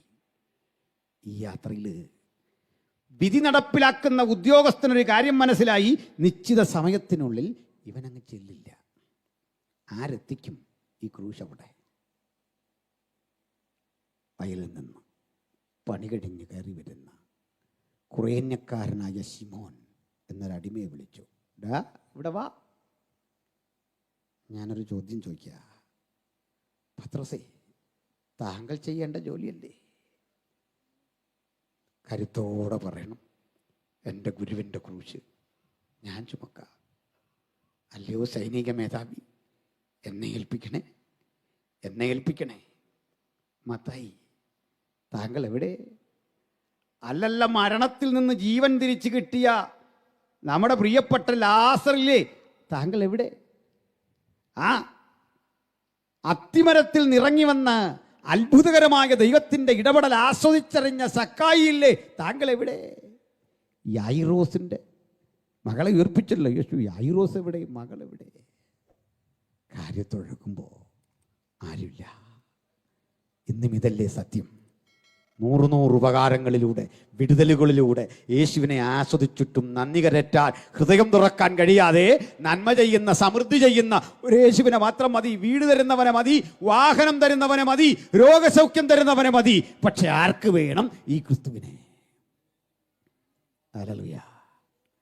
എന്നാലേ ഇവിടേക്ക് യേശുവിനെ ക്രൂശിച്ചു കഴിഞ്ഞു. ആ പീലാത്തോസിൻ്റെ കൊട്ടാരത്തിൽ ഒരു മനുഷ്യൻ വന്നു. 2 പേര് വന്നു. പേര് നിക്കോദിമോസ്, മറ്റൊരാൾ അരിമത്തിലെ യോസഫ്. 2 വന്നിട്ട് പറഞ്ഞു, പ്രഭു, ഒരാവശ്യം ഉണ്ടായിരുന്നു പ്രഭു. പറയൂ. അതേ, ആ ബോഡി ഉണ്ടല്ലോ യേശുവിൻ്റെ, ഞങ്ങൾക്കത് തരുമോ? എന്ത് വേണമെങ്കിലും തരാം, തരുമോ? പീലാത്തോസ് ഇങ്ങനെ അവരുടെ മുഖത്തേക്ക് നോക്കിയിട്ട് തരില്ലെന്നാ പറയണ്ടേ. കാരണം നാട്ടുകാരിളകും, മതവികാരം വ്രണപ്പെടും. ഈ ഭൂമി അവഹേളിച്ചു എന്ന് പറഞ്ഞ് നാളെ മുഴുവൻ ആളുകൾ ഇളകും, എൻ്റെ സ്ഥാനം തെറിക്കും. ഇതിലും ചെറിയൊരാവശ്യം അല്പം മുമ്പ് ജൂതന്മാർ ചോദിച്ചതാ, ക്രൂശിലെ മേലെടുത്തൊന്ന് തിരുത്താൻ. യഹൂദന്മാരെ രാജാവെന്നവൻ പറഞ്ഞു, അതിൽ എന്നവൻ പറഞ്ഞു എന്നൊരു വേട് എഴുതി ചേർക്കാൻ പറഞ്ഞിട്ട് നിഷ്കരണം തള്ളിക്കളഞ്ഞ കോടതി മുമ്പിൽ നിക്കോദിമോസ് എന്ന മനുഷ്യനും അരിമത്തിലെ യോസേഫും വന്നു. ഇവർ 2 രഹസ്യ ശിഷ്യന്മാരായിരുന്നു. അവരെ ഇവരും ആലോചിച്ചിട്ട് പറഞ്ഞു, ഞാനോർത്ത് പത്രോസ് വരും, യാക്കോബ് വരും, അന്ത്രയോസ് വരും. പക്ഷെ നമ്മൾ കൂടി ഇനി വന്നില്ലെങ്കിൽ ആ ശരീരം കഴുകൻ കൊത്തും, കാക്കകൾ കുത്തിവലിക്കും, ദുർഗന്ധപൂരിതമാകും. അതുകൊണ്ട് പോകണം, ഇനി മറഞ്ഞിരിക്കാൻ പാടില്ല. സുവിശേഷ സത്യം ഗ്രഹിച്ചിട്ട്, സ്നാനം ശരിയാണെന്ന് ഗ്രഹിച്ചിട്ട്, ആത്മനിറവ് സത്യമാണെന്ന് ഗ്രഹിച്ചിട്ട്, പുനരാഗമനം സത്യമാണെന്ന് ഗ്രഹിച്ചിട്ട് രഹസ്യ ശിഷ്യനായി കഴിഞ്ഞവന് അന്ന് ജീവിതത്തിൽ ആദ്യമായി തോന്നി, ഇനി രഹസ്യമാക്കി വെക്കില്ല, എനിക്കൊന്ന് ഇവരെ ഇറങ്ങണം. ഈ ഇറങ്ങുന്നവനെ നിങ്ങളൊന്ന് നോക്കിക്കേ. ആരും കൂടെ ഇല്ല, 12 പേരുമില്ല, 70 പേരുമില്ല, സകലരും എതിരാ, ലോകം മൊത്തം എതിരാ. ഈ രാത്രി വചനം കേൾക്കുന്നവർക്കിടയിൽ ഒറ്റയ്ക്ക് ഭവനം വിട്ട് യേശുവിനെ അനുഗമിച്ച പ്രിയപ്പെട്ടവരുണ്ടാകും. ഒറ്റയ്ക്ക് ഇറങ്ങി തിരിച്ചപ്പോൾ ആ ധൈര്യം കണ്ടിട്ട് ലോകം മുഴുവൻ നിന്നെ വീണ്ടും ഒറ്റപ്പെടുത്താൻ വരുമ്പോഴും കർത്താവ് പറയും, ഭയപ്പെടേണ്ട, ഞാൻ നിന്നോട് കൂടെയുണ്ട്, ഞാൻ നിന്നെ ശക്തീകരിക്കും, ഞാൻ നിന്നെ സഹായിക്കും. പുരാതനായ ദൈവം നിന്റെ സങ്കേതം, കീഴേ ശാശ്വത ഭുജങ്ങളുണ്ട്. ആ ഭുജത്തില ഇവിടെ വരെ വന്നതെങ്കിൽ തിരിഞ്ഞു നോക്കുമ്പോൾ ഒറ്റക്കിറങ്ങിയതിൽ നഷ്ടമില്ലെന്ന് മാത്രമല്ല, വിവരിക്കാനാവാത്ത അനുഭവങ്ങളുടെ ആഴങ്ങളിൽ കൂടി ജയോത്സവത്തോടെ എന്നെ കൊണ്ടു നടക്കുന്ന ദൈവം, കൂട്ടുകാരിൽ പരമായി ആനന്ദ തൈലം കൊണ്ട് അഭിഷേകം ചെയ്യുന്ന ദൈവം, ഇവിടം കൊണ്ട് ഓട്ടം തീർന്നു എന്ന് വിചാരിച്ച ഇടത്തു നിന്ന് കരുത്തുകാട്ടി മാൻപേടകയെ പോലെ കുതിക്കാൻ പ്രേരിപ്പിക്കുന്ന ദൈവം, ഇന്ന് ആ ദൈവമാണ് നമ്മുടെ മധ്യത്തിൽ ഉള്ളതെങ്കിൽ, ജയമെടുത്ത ദൈവമക്കൾക്കായി, വാഗ്ദത്തം പ്രാപിച്ച ദൈവമക്കൾക്കായി, നിവരെ നിൽക്കാൻ സമർപ്പിച്ച ദൈവമക്കൾക്കായി നിറഞ്ഞ ഹൃദയത്തോടെ ഞാൻ ദൈവത്തെ തുതിക്കുന്നു. വീടുകളിൽ നിന്ന്, വഴിയോരത്തിരുന്ന് വചനം കേൾക്കുന്ന സുഹൃത്തുക്കളെ, നിങ്ങൾക്കും ഈ രാത്രി ഈ രക്ഷകനെ ഏറ്റെടുത്ത് ധൈര്യപൂർവ്വം ഇറങ്ങാൻ ഒരു മനസ്സുണ്ടോ? ഇതാ അരിമത്തിലെ യോസഫ് എന്ന ധനാഢ്യൻ, അവിടുത്തെ നിക്കോദിമോസ് എന്നൊരു ലോയർ, 2 പേരും ഇറങ്ങി. പീലാത്തോസ് പറഞ്ഞു, സമ്മതിച്ചിരിക്കുന്നു. ഒരു കാര്യം ഉറപ്പാ, ചിലതരം നിശ്ചയദാർഢ്യങ്ങളുടെ മുമ്പിലേ നിയമം വഴിമാറിപ്പോകും. വിശ്വസിച്ചാട്ടെ. നിയമക്കുരുക്കുകളെ വെട്ടിമാറ്റി നിനക്ക് വിമോചനം തരാൻ കഴിയുന്ന, നാളുകളായി പ്രാർത്ഥനയ്ക്ക് ഉത്തരം തരാൻ കഴിയുന്ന ഒരു മഹാദൈവത്തിൻ്റെ ശബ്ദം ഒരു ദൂത് പോലെ ഏറ്റെടുക്കുന്ന പ്രിയപ്പെട്ടവര് ഇന്നിവിടെ ഉണ്ടെങ്കിൽ, നിയമത്തിൻ്റെ സത്വസംഹിതകളെ മുഴുവൻ മാറ്റിയിട്ട് പീലാത്തോസ് പറയുക, ഞാൻ അനുവദിച്ചിരിക്കുന്നു. 2025 ഇത്തരം നിയമക്കുരുക്കുകളെ വെട്ടിമാറ്റിക്കൊണ്ട് നീ സ്വാതന്ത്ര്യം പ്രാപിക്കുന്ന, ക്രിസ്തുവിലെ സമാധാനം പ്രാപിക്കുന്ന ഒരു പുതിയ യുഗമായി തീരാൻ അനുഗ്രഹത്തിന്റെ ദാതാവായവൻ ഇന്ന് നമ്മുടെ കൂടെയുണ്ട്. വിശ്വസിച്ചാട്ടെ. ആമേൻ. പീലാത്തോസ് പറഞ്ഞു, അനുവദിച്ചു. 2 വന്നു. ഈ ശരീരം ക്രൂശിൽ നിന്നിറക്കി. ക്രൂശിൽ നീ ശരീരം എടുത്തി നിലത്തോട്ട് വെക്കുമ്പോൾ അല്ലയോ 12 ശിഷ്യന്മാരിൽ ചിലരെ ഉണ്ടല്ലോ അവിടെ. ചങ്ങാതി, നീ ചെയ്യേണ്ട പണിയാ ഈ 2 പേര് ചെയ്യുന്നത്. ഒരു കാര്യം ഓർത്തോണം, ഇതൊരു ഭാഗ്യമാണ്. ഇതൊരു ഭാഗ്യമാണ്. ഈ നിക്കോദിമോസിന് കിട്ടിയൊരു ഭാഗ്യമല്ലേ. ആ തിരിശരീരം അങ്ങോട്ട് ഇറക്കി നിലത്തോട്ട് കിടത്തിയപ്പോൾ ഒരു വെല്ലുവിളി ഉണ്ട് അവിടെ അല്ലേ. നിങ്ങളേ നാളുകളായി ഭൂമിയെ പ്രകീർത്തിച്ച് സൃഷ്ടിയായ ആദിയിൽ ദൈവം സ്വർഗങ്ങളെയും ഭൂമിയെയും സൃഷ്ടിച്ചു. സൃഷ്ടാവിനെ വിട്ട് സൃഷ്ടിയെ ആരാധിച്ചിരുന്ന, ഭൂമിയെ ആരാധിച്ചിരുന്ന റോമക്കാരെ, ഞങ്ങൾ ഇതാ ഈ ശരീരം ഇവിടെ എടുത്തു നോക്കുമ്പോഴേ ആകാശമൊന്നും ഇടിഞ്ഞു വീടില്ല.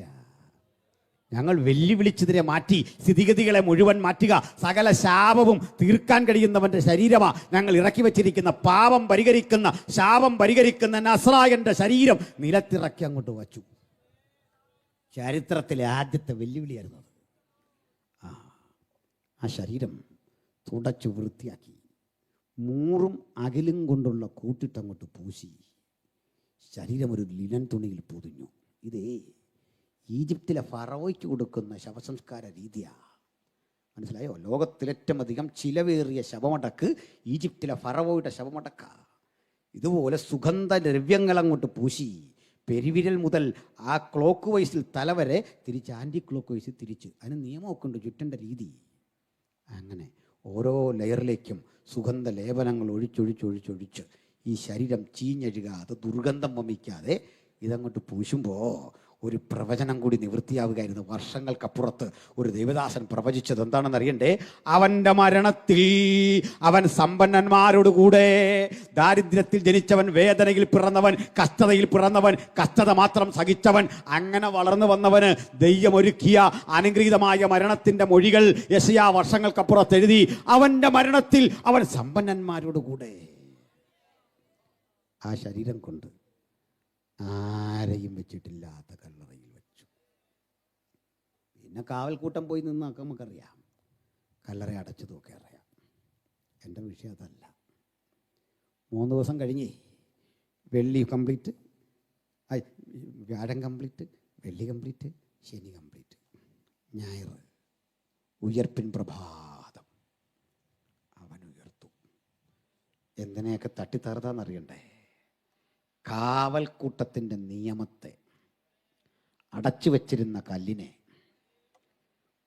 ആർക്കും തൊടാനാവാത്ത വിധം റോമാ ഗവൺമെൻറ് പതിപ്പിച്ച സർക്കാരിൻ്റെ മുദ്ര, ഇമ്പീരിയൽ ലോഗോ, അതിനെ. അപ്പം ജയമെടുക്കുന്നവർ ഓർക്കണം, തട്ടിത്തകർക്കാൻ ചിലത് മുമ്പിലുണ്ട്. ബന്ധനങ്ങളെ തട്ടിത്തകർത്ത് ജയിക്കുന്ന വർഷമായത്. അടരാടി പോരാടി ഉയർക്കുന്ന വർഷമായത്. കനത്ത കൽഭാരങ്ങളെ മുഴുവൻ മാറ്റി കല്ലറയുടെ കവാടത്തെ ബന്ധിച്ച ഈ ശിലയെ തട്ടിത്തകർത്ത്, റോമാ ഗവൺമെന്റിന്റെ ഔദ്യോഗിക മുദ്രയെ തട്ടിത്തകർത്ത് കാവൽ കൂട്ടങ്ങളെ ചിതറിച്ചോടിച്ച് ജയമെടുക്കുന്നവന്റെ ശക്തി, ഉയർപ്പിന്റെ ശക്തി ഈ രാത്രി നമ്മുടെ കൂടെയുണ്ട്. അത് രോഗശാന്തിയായി, ദൈവിക വിടുതലായി, ദൈവിക സാന്നിധ്യമായി, അടിമുടി സൗഖ്യമായി, പ്രാർത്ഥനക്കുത്തരമായി, നാളുകളായി കിട്ടാത്ത ചോദ്യങ്ങൾക്ക് മറുപടിയായി ഇന്ന് നമ്മുടെ കൂടെയുണ്ട്. കടഭാരങ്ങളിൽ ജയമായി, ആർക്കും തോൽപ്പിക്കാനാവാത്ത വിധത്തിൽ അവരിതാ പുറത്തു വരുന്നു. യേശു പുറത്തേക്ക് വന്നു. കല്ലറയെ കാവൽ ചെയ്തവനൊക്കെ പോയി, ഭയപ്പെട്ടു പോയി. എൻ്റെ വിഷയം അതുമല്ല.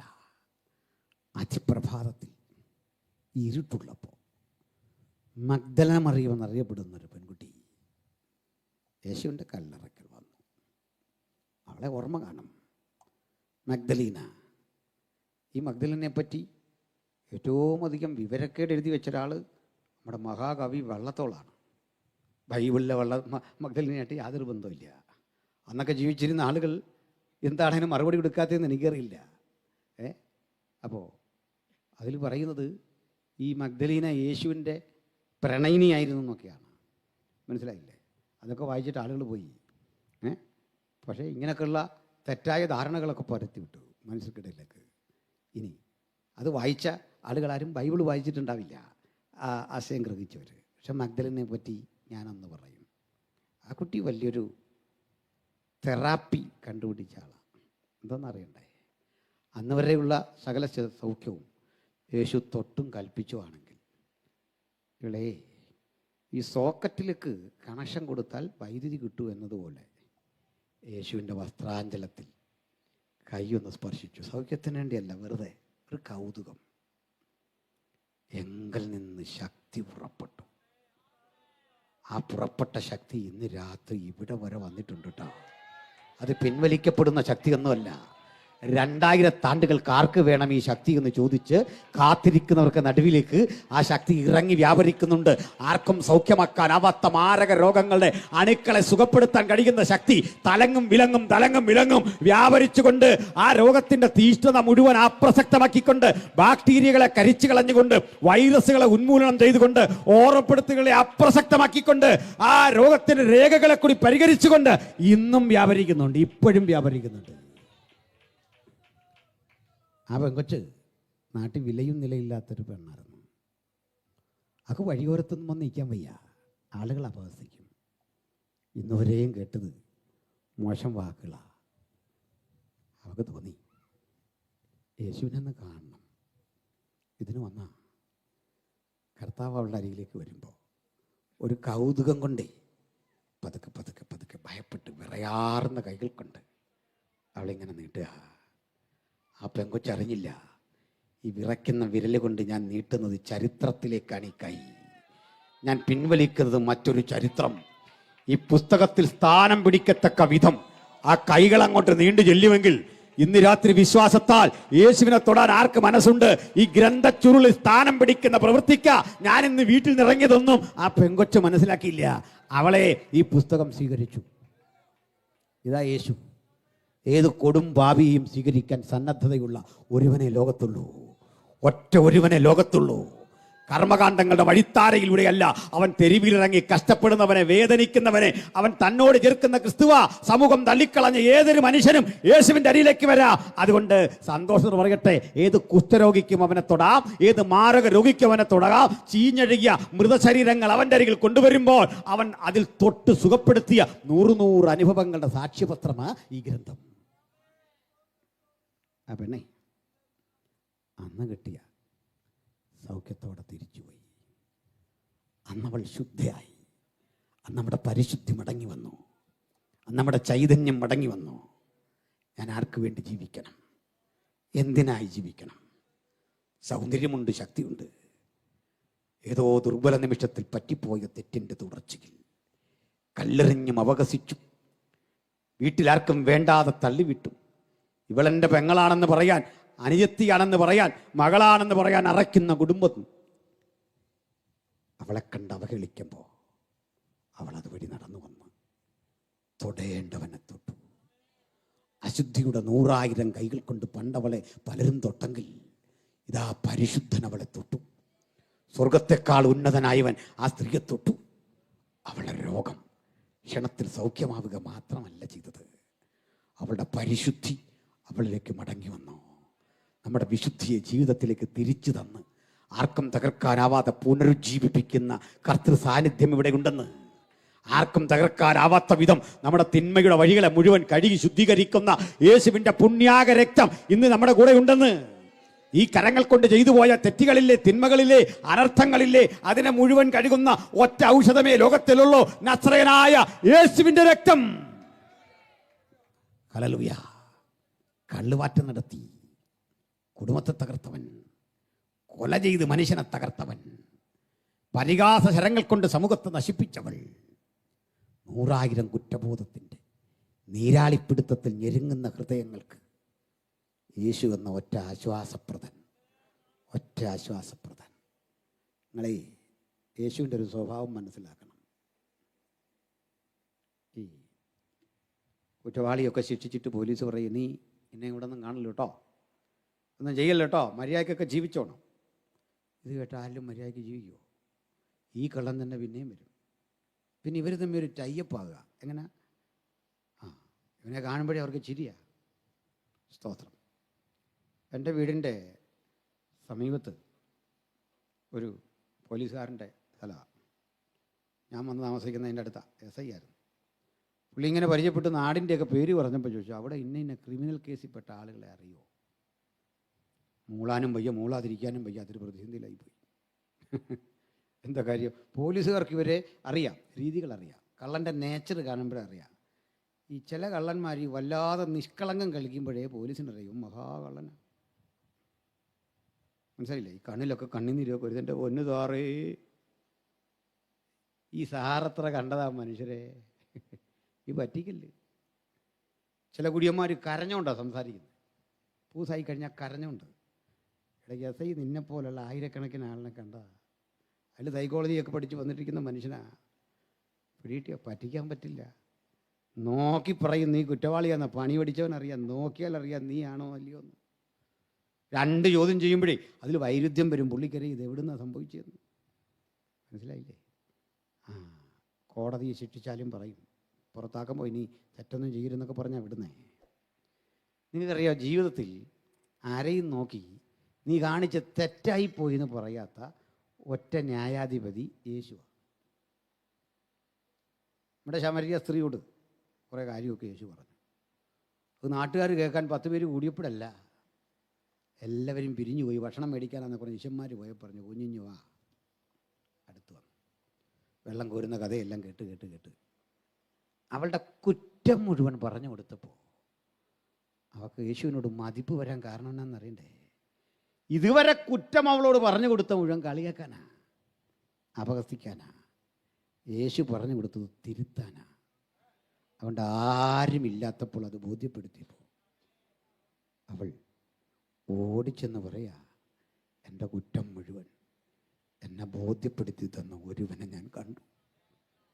പരിഹാരക്രിയ അവൻ്റെ പക്കലുണ്ട്. ഞാൻ കണ്ടവനെ നിങ്ങൾക്കും കാണാവാ. നീറുന്ന ഹൃദയത്തോടെ ആരുണ്ട് ഇവിടെ?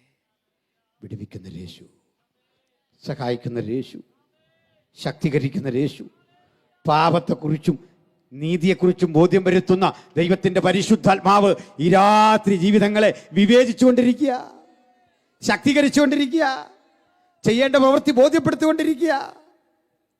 ഇന്നലകളിലെ ഭൂതകാലത്തിലെ തിന്മകൾ അടയാളപ്പെടുത്തി ശിക്ഷിക്കാനല്ലിരിക്കുക.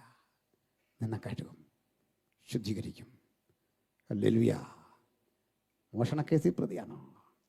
കനത്ത തിന്മകളുടെ ഉടമയാണോ? കള്ളവാറ്റും കരിഞ്ചന്തയും രാജ്യത്തിനും സർക്കാരിനും മുഴുവൻ നീ ഒരു ബാധ്യതയാണോ? ആർക്കും വേണ്ട എന്ന് സമൂഹം വിധിയെഴുതിയ ആളാണോ? മഗ്ദലീനെ പോലെ ഒന്ന് തൊട്ട് യേശുവിനെ. By faith you can touch the healing power of Jesus.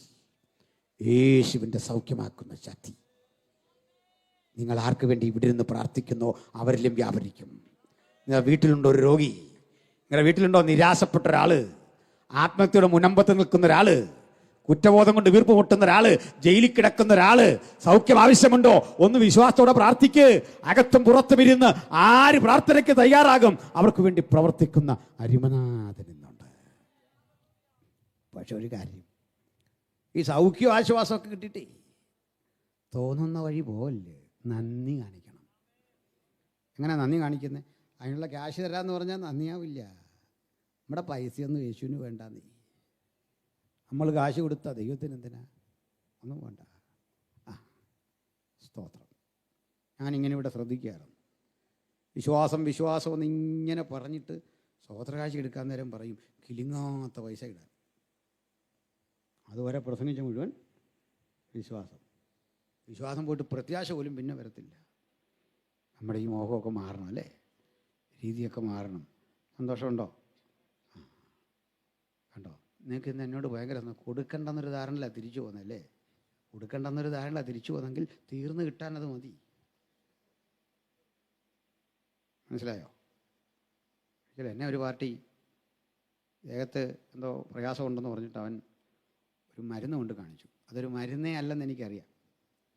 ഈ പുള്ളി ചോദിച്ചു, ഈ മരുന്ന് തേച്ചാൽ ഇത് തീരുമെന്ന് ചോദിച്ചു. ഞാൻ പറഞ്ഞു, മരുന്ന് തൂത്താൽ ആ മരുന്നങ്ങ് തീരും, അതുറപ്പാണ്. എൻ്റെ പ്രശ്നം തീരത്തില്ല. ദൈവത്തിന് കൊടുക്കുന്ന എന്തിനാ? ഏറ്റവും നല്ലത് കൊടുക്കണമെന്നല്ലേ? അങ്ങനെയൊക്കെ പ്രമാണം. സ്തോത്രം. അത് അവിശ്വാസത്തിന് വഴിതെളിക്കല്ലേ? അത് പോട്ടെ. ഇവിടെ അതിപ്രഭാതത്തിൽ ഇരുട്ടുള്ളപ്പോൾ വന്നു കല്ലറയുടെ മുമ്പിൽ നിൽക്കുമ്പോൾ കല്ലറ തുറന്നു കിടക്കുന്നു.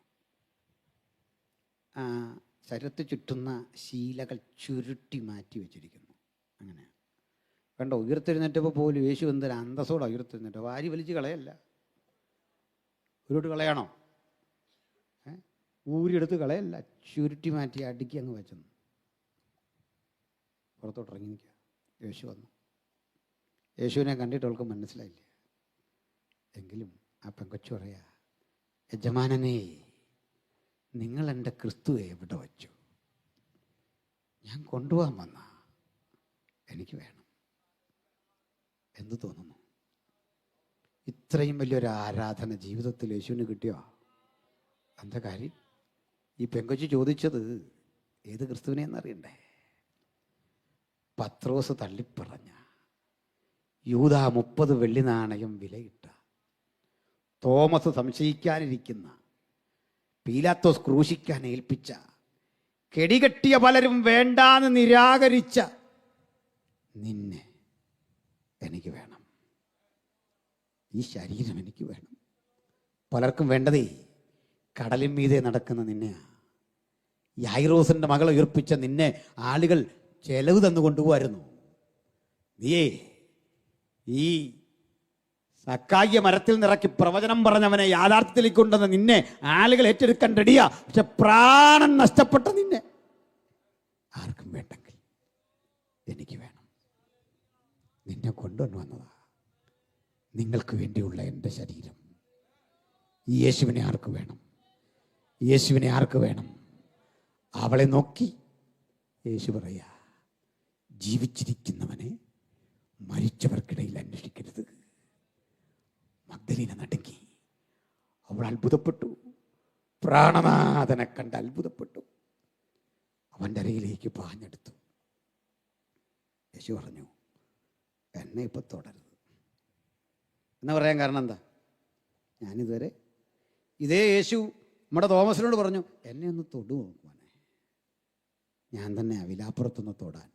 എൻ്റെ അർത്ഥം പോയിട്ട് വരണം. അതിനാ എനിക്ക് കണക്കൊക്കെ കൊണ്ട് ഒത്തിരി കാര്യമുണ്ട്. ഞാൻ നീട്ടണില്ല. ഈ രാത്രി ഈ ശരീരം നമുക്കുള്ളാട്ടോ, നമുക്ക് വേണ്ടിയുള്ള ശരീരം. എങ്ങനെയെങ്കിൽ ആരവാരം മുഴക്കുന്ന ബഹളത്തിലല്ല ആരാധന, ഹൃദയം ത്രസിക്കുന്നൊരു സമർപ്പണം. യേശു കർത്താവേ, ക്രൂശിക്കപ്പെട്ട നിന്നെ എനിക്ക് അനുഗമിക്കണം. ഒരു പോയിന്റ് കൂടി പറഞ്ഞു നിർത്താം. ഞാൻ ക്രൂശുമരണം ഒത്തിരി ഇടങ്ങളിൽ പ്രസംഗിക്കും. ക്രൂശുമരണം പറയുന്ന ഇടത്ത് ചിലയിടത്ത് പറയുന്ന ഒരു കഥയുണ്ട്. അർത്ഥവത്തായൊരു കഥയാണ്. കുഞ്ഞുങ്ങളും കേട്ടല്ലോ, ഞാൻ അവരെ ഒത്തിരി വഴക്കും പറഞ്ഞല്ലോ. മകൾക്ക് അങ്കിളൊരു കഥ പറഞ്ഞു തരാം. നല്ല കഥയാണ്, നടന്നൊന്നുമില്ല, കഥയല്ലേ. വിശ്വപ്രസിദ്ധനായ വില്യം ഷേക്സ്പിയറുടെ മാക്ബത്ത് എന്നൊരു നാടകം കുട്ടികൾ പഠിച്ചിട്ടുണ്ട്. ഞാൻ പഠിച്ചൊരു ഓർമ്മയെന്ന് പറയുക. മാക്ബത്തിൻ്റെ ഭാര്യ ലേഡി മാക്ബത്ത്. മാക്ബത്ത് ഒരു വലിയ സൈനികനായിരുന്നു. കരുത്തൻ, ശക്തൻ, ബുദ്ധിമാൻ. അയാൾ വിവാഹം കഴിച്ച ലേഡി മാക്ബത്ത് സുന്ദരിയായ ഒരു പെൺകുട്ടിയായിരുന്നു. പലരും വിവാഹം കഴിക്കാൻ ആഗ്രഹിച്ചിട്ട് അവരെ ഒക്കെ നിരാകരിച്ച് മാക്ബത്തിനെ സ്വന്തമാക്കിയ സൗന്ദര്യധാമം. ഒരു ദിവസം ഈ മാക്ബത്തിൻ്റെ വീട്ടിൽ മഹാരാജാവ് ക്ഷണം സ്വീകരിച്ചു വന്നു. മാക്ബത്ത് ഭക്ഷണമൊക്കെ കൊടുത്ത് സൽക്കരിച്ച് എല്ലാ പരിഗണനകളും നൽകി രാജാവിനെ മാളികയിൽ വിരിച്ചൊരുക്കിയ മുറിയിൽ അന്ത്യം ഉറങ്ങാൻ കൊണ്ടുപോയി. മാക്ബത്ത് രാജാവിൻ്റെ ഇടയിൽ പറഞ്ഞു, പ്രഭു, അങ്ങിവിടെ ശാന്തനായി വിശ്രമിക്കണം. അങ്ങയുടെ മുറിക്ക് മുമ്പിൽ വെട്ടിത്തിളങ്ങുന്ന ഖഡ്ഗം രാഗിമിനുക്കി ഞാൻ അതും പിടിച്ചുകൊണ്ട് നിൽക്കും. ഉറങ്ങി ഉണരും വരെ മാക്ബത്തിൻ്റെ താല്പര്യമാണ്. ഒരുവനും വന്ന് നിന്നെ അപഹരിക്കാനാവാത്ത വിധം ഞാൻ കാവൽ നിൽക്കും. രാജാവ് പറഞ്ഞ ഒന്നും വേണ്ട, എൻ്റെ കൊട്ടാരത്തിലേക്കാൾ സുരക്ഷയല്ലേ മാക്ബത്തൂടെ? എൻ്റെ 100 വിജയങ്ങൾക്ക് പിന്നിൽ നീയായിരുന്നില്ലേ? നിന്റെ പേര് കേട്ടാൽ അടിമുടി വിറയ്ക്കുന്ന ശത്രുക്കളെ ഈ രാജ്യത്തുള്ളൂ. ഞാൻ നിന്റെ വീട്ടിൽ കിടക്കവേ ഈ തീക്കട്ടയിൽ ഉറുമ്പരിക്കില്ല മാക്ബത്ത്. ഇപ്പിഷ്ക അഞ്ചേക്ക് റെസ്റ്റ് എടുത്തോ. തന്നെ അഭിനന്ദിച്ച വാക്ക് കേട്ട് മാക്ബത്ത് സന്തോഷവനായി മാളികയുടെ പടിയിറങ്ങി താഴെ വരുമ്പോൾ തൻ്റെ പത്നി നിൽക്കുന്നു. ആൾ പറഞ്ഞു, അങ്ങയുടെ മുഖത്തെന്താ പതിവിലേറെ സന്തോഷം? അതേ, എൻ്റെ പാവപ്പെട്ട വീട്ടിൽ രാജാവ് വന്നല്ലോ. 2, രാജാവാണ് എന്നെക്കുറിച്ച് പ്രശംസിച്ച് ചില വാക്കുകൾ ഇപ്പോൾ പറഞ്ഞത്. എന്താ അത്? ഈ കാര്യമൊക്കെ കേട്ടു. അത് ശരി. അട്ടൊരു ചോദ്യം, നിനക്ക് രാജാവിനോട് അത്ര ഇഷ്ടമാണോ? അത്ര ഇഷ്ടമാണ്. നിനക്ക് നിന്നോടും ഭയങ്കര ഇഷ്ടമല്ലേ? ഞങ്ങൾ 2 പേരിൽ ആരോടാ ഇഷ്ടം? ആകെ വിഷമിച്ചു ഇങ്ങനെയുള്ള ചോദ്യം. രതീഷ് ഭാഷയെ സൂക്ഷിച്ചു വേണം, പെണ്ണുങ്ങൾ ഇങ്ങനെയൊക്കെ ചോദിക്കും കേട്ടോ. ചാന് മനസ്സിലായോ? പ്രായമായെന്നവർ ഓർക്കല്ല, ഈ പ്രായത്തിലും ചോദിക്കും. അതാ സ്ത്രീകൾ. രാജാവിനോടാണോ രാജ്യത്തോടാണോ ഇതൊക്കെ ചോദിക്കും. അപ്പോൾ മാക്ബത്ത് പറഞ്ഞ്, സംശയിക്കണ്ട, നിന്നോടാ. ഉറപ്പാണോ? ഉറപ്പ്. അങ്ങനെയെങ്കിൽ എനിക്ക് നീ ഒരു കാര്യം ചെയ്തു തരുമോ? ചെറിയൊരു കാര്യമാണ്. ഈ പാവം അങ്ങ് സമ്മതിച്ചു. ചെയ്യാം. അയാളോടത്ത് സ്ത്രീകൾ സാധാരണ ചോദിക്കുന്ന വല്ല സാരിയോ, എന്താ മജൻ്റ കളറോ? നമുക്ക് ആർക്കാണ്ട് മജൻ്റ അറിയോ? ഞാനറിയോ മജൻ്റ എന്നാണ്? ഇത്രയും നാളായി മജൻ്റ എന്നാന്ന് അറിയത്തില്ല. എനിക്കും അറിയത്തില്ല. പോട്ടെ. ഓഫ് വൈറ്റ് അറിയോ? പഠിച്ചോണല്ലേ, ഭയങ്കര പുകില, നിസാര കാര്യമായിരിക്കും. അപ്പോൾ മാക്ബത്ത് മൂളി ചെയ്തുകൊടുക്കാം. എങ്കിലേ ഇന്ന് രാത്രി നീ രാജാവിനെ കൊല്ലണം. നിനക്കെന്ത് പറ്റി? രാജാവിനെ കൊന്നിട്ട് സിംഹാസനത്തിൽ നീ ഇരിക്കണം. നീ ഭരിക്കണം അവിടെ. നിന്റെ വലത്തുഭാഗത്ത് രാജ്ഞിയായി കൂടനിക്കിരിക്കണം. അതൊന്നും നടപ്പില്ല. നീ എന്ത് നിനക്ക് സാധിക്കുമോ മാക്ബത്ത്? 100 കണക്കിന് ചെറുപ്പക്കാർ എൻ്റെ പ്രേമം കാംക്ഷിച്ച് നിന്നിട്ടും അതൊക്കെ മാറ്റിവെച്ചിട്ട് നിന്നെ ഇഷ്ടപ്പെട്ടതേ നിന്റെ കരുത്തും ധൈര്യവും ആരോഗ്യമൊക്കെ കണ്ട. Tell me now whether it is possible or not. പറയൂ, സാധിക്കുമോ? അത് സാധിക്കില്ല. ശരി. അവൾ ബാഗ് എല്ലാം പാക്ക് ചെയ്ത് വെച്ചിരിക്കുക. പോകാൻ തുടങ്ങിയപ്പോൾ മാക്ബത്ത് പറഞ്ഞു, നീ എന്താ ഈ പറയുന്നേ? ഉയരെ ജ്വലിച്ചു നിൽക്കുന്ന അമ്പിളി മാമനെയും ഞാൻ നിനക്ക് പിടിച്ചു തരാം. എൻ്റെ രാജാവ് ഒരു തെണ്ടിയെപ്പോലെ അലയണ്ട എന്നെ പിടിച്ച് സൈനികനാക്കി ഇത്രയും കൊണ്ടുവന്ന എൻ്റെ രാജാവ്. ഒറ്റ കാര്യം മാത്രം, ഞാൻ തിരിച്ചിവിടെ നിൽക്കാം. നീ ഇന്ന് എൻ്റെ അപേക്ഷ കേട്ട് ഇന്ന് രാജാവിനെ കൊല്ലണം. പറയൂ മാക്ബത്ത്, പറയൂ മാക്ബത്ത്. ഒടുക്കം ഒടുക്കം ഒടുക്കം ഒടുക്കം സമ്മർദ്ദത്തിന് വഴങ്ങേണ്ടി വന്ന മാക്ബത്ത് പറഞ്ഞു, ചെയ്യാം. Well done Macbeth. അവൾ കരുതി വെച്ച ഒരു വാളെടുത്തു, പുത്തൻ വാള്. Macbeth, it is for him. പോകട്ടെ. വാളും കയ്യിലെന്തി മാക്ബത്ത് മുകളിലേക്ക് ചെന്നു. ആയിരങ്ങളുടെ തലകൊയ്തെറിഞ്ഞ ആ മനുഷ്യന് ജീവിതത്തിൽ ആദ്യമായി കൈവിറച്ചു, പതറി. ശരറാന്തലിൻ്റെ അരണ്ട വെളിച്ചത്തിൽ കിടന്നുറങ്ങുന്ന രാജാവിൻ്റെ മുഖം കണ്ടു. അല്പം മുമ്പ് പ്രശംസിച്ചവൻ, സുരക്ഷയുണ്ട് എന്ന് സ്വയം ഉറപ്പാക്കി ഉറങ്ങുന്നവൻ. മാക്ബത്ത് ഖഡ്ഗം കയ്യിലെത്തി കിടന്നുറങ്ങുന്ന രാജാവിൻ്റെ നെഞ്ചകം വിണ്ടുകീറി മാറുന്നു. കുത്തി ഇറക്കി ഒന്ന് വലിക്കുമ്പോൾ രാജാവൊന്ന് കണ്ണു തുറന്നു. എന്തിന്?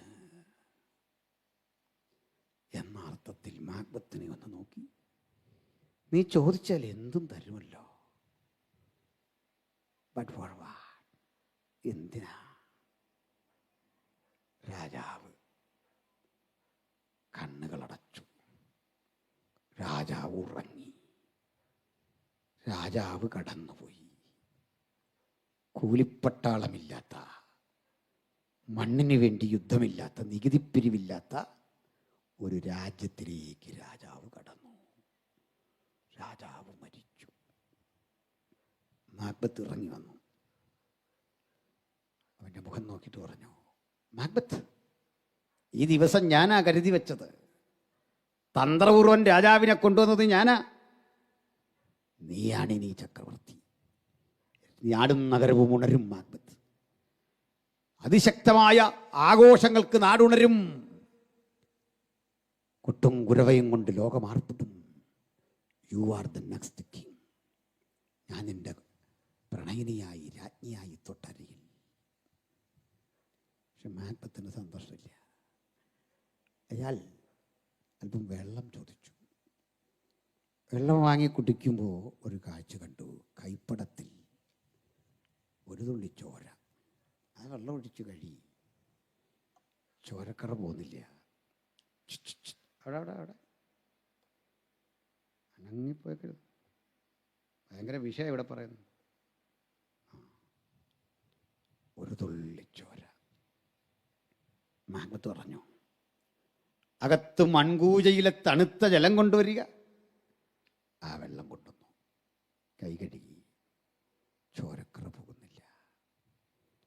മാക്ബത്ത് പറഞ്ഞു, തൊടിയിലെ കിണറ്റിലെ സ്വച്ഛ ശീതള ജലം പകരുക. കൈ കഴുകി.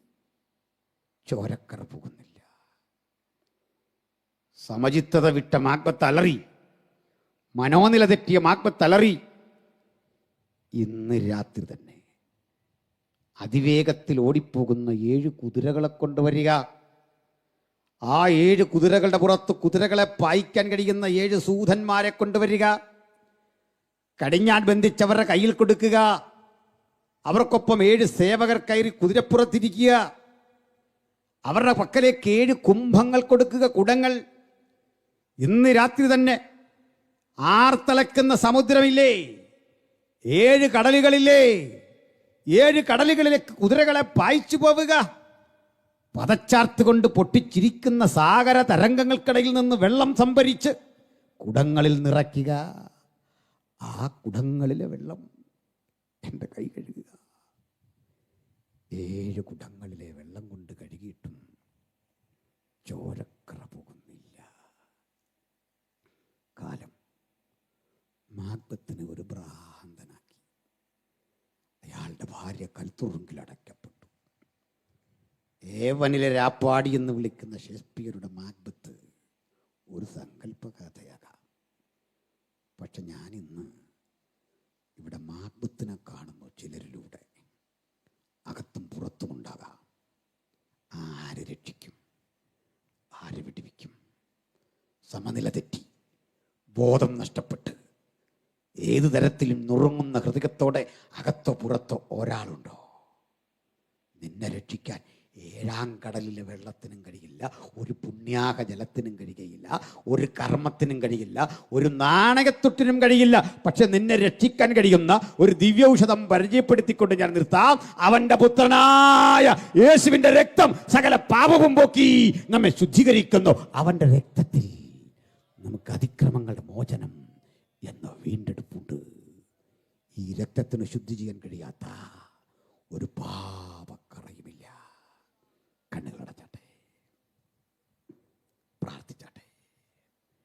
യേശു നിന്നെ സൗഖ്യമാക്കുന്ന രാത്രി, പാപക്കറകൾ മായ്ക്കുന്ന രാത്രി, ദൂരത്തും അരികിലും കുറ്റബോധത്തിന്റെ വേദനയിൽ വീർപ്പുമുട്ടുന്നവർക്ക് സ്വാതന്ത്ര്യം പ്രസിദ്ധമാക്കുന്ന രാത്രി, തൊട്ടു സുഖപ്പെടുത്തുന്ന രാത്രി. ഞാൻ ആത്മാർത്ഥമായി ഒരു പ്രാർത്ഥനാഹ്വാനം നടത്തുന്നു. നിങ്ങളോ നിങ്ങളുടെ പരിചയത്തിൽപ്പെട്ടവരോ മറ്റൊരാളോ വേദനിക്കുന്ന മനസ്സോടെ ഈ രാത്രി പ്രാർത്ഥനയ്ക്ക് അപേക്ഷിക്കുന്നെങ്കിൽ അതിവിടെ വന്നവരാകാം, ദൂരത്താകാം, എൻ്റെ ദൃഷ്ടിയിൽപ്പെടാത്ത, എൻ്റെ ശ്രദ്ധയിൽപ്പെടാത്തവരാകാം. പക്ഷെ ഇന്ന് രാത്രി ഒരു വിടുതൽ യേശു അയക്കാൻ പോകുകയാണ്. തിരികെ ചെല്ലുമ്പോൾ അത്ഭുത വിടുതലിൻ്റെ ദൈവപ്രവൃത്തി എങ്കിൽ നീ ശക്തി പുറപ്പെട്ടു എന്ന വചനം പോലെ വ്യാപരിക്കാൻ പോകുകയാണ്. വിശ്വാസത്തോടെ ജീവൽ പ്രതിസന്ധിയിൽ ആത്മഹത്യയുടെ മുനമ്പത്ത് ആരുണ്ട്? എനിക്കായി പ്രാർത്ഥിക്കണം. എനിക്ക് യേശുവിനെ സ്വീകരിക്കണം. അല്ലെങ്കിൽ ഞാൻ സ്വീകരിച്ച യേശുവിനെ അവരും സ്വീകരിക്കണം. എന്നെ രക്ഷിച്ച യേശു അവരെയും രക്ഷിക്കണം. അവർക്കും വിടുതൽ കൽപ്പിക്കണം, ജയം കൽപ്പിക്കണം. എനിക്കെൻ്റെ യേശുവിൻ്റെ ക്രൂശ് ചുമക്കണം, യേശുവിനെ അനുധാവനം ചെയ്യണം. ആർക്കാഗ്രഹമുണ്ട്? അവർ മാത്രം വിശ്വാസത്തോടെ കരമുയർത്തിപ്പിടിക്കാം. ഞാനൊരു വാക്കിൽ പ്രാർത്ഥിക്കുന്നു. ചില കരങ്ങൾ ഉയർത്തി കാണുന്നു. എൻ്റെ ദൃഷ്ടിയിൽ കാണാവുന്നതും കാണാത്തതുമായ കരങ്ങളുണ്ട്. ചില കുഞ്ഞുങ്ങൾ, മുതിർന്നവരൊക്കെ കരമുയർത്തുന്നു. യേശു നിങ്ങളെ തൊടട്ടെ, യേശു സാന്നിധ്യം നിങ്ങളിൽ വ്യാപരിക്കട്ടെ. ഇന്ന് രാത്രി കൽപ്പിക്കപ്പെട്ട വചനം നിങ്ങളെ വിടുവിക്കട്ടെ. വിദൂരങ്ങളിൽ വിടുതലിന്റെ ശക്തി അയക്കട്ടെ. യേശുവിൻ്റെ നാമം ഈ രാത്രി ജയമെടുക്കട്ടെ. ഞാനൊരു വാക്കിൽ പ്രാർത്ഥിക്കുന്നു. സ്വർഗീയ പിതാവേ, കരമുയർത്തിയ നിന്റെ മക്കൾക്ക് അവർ മറ്റൊരാൾക്ക് വേണ്ടി പ്രാർത്ഥന അപേക്ഷിച്ചെങ്കിൽ, അല്ല അവർക്ക് വേണ്ടി പ്രാർത്ഥന അപേക്ഷിച്ചെങ്കിൽ, അവരുള്ളത്തിൽ നിന്ന് കൈക്കൊണ്ടെങ്കിൽ, ഏത് പ്രതിസന്ധിയിൽ അകപ്പെട്ടാലും വചനമയച്ചു വിടുവിക്കുന്ന അവിടുത്തെ ശക്തി, അവിടുത്തെ രക്തത്തിന് ശക്തി, മാരക രോഗങ്ങളെ സുഖപ്പെടുത്തുന്ന നിന്റെ സാന്നിധ്യം, കുടുംബാവിക്ക് വിമോചനമയക്കുന്ന അവിടുത്തെ ശക്തി, അവിടുത്തെ ശബ്ദം ഈ രാത്രി പ്രവഹിക്കട്ടെ. അവിടെ നിങ്ങൾ ഉണർത്തണം, ശക്തിപ്പെടുത്തണം, വരവിനായി ഒരുക്കണം. പ്രാർത്ഥന ഇട്ടതിനായി സ്തോത്രം. യേശു ക്രിസ്തുവിന്റെ വിലയേറിയ നാമത്തിൽ തന്നെ.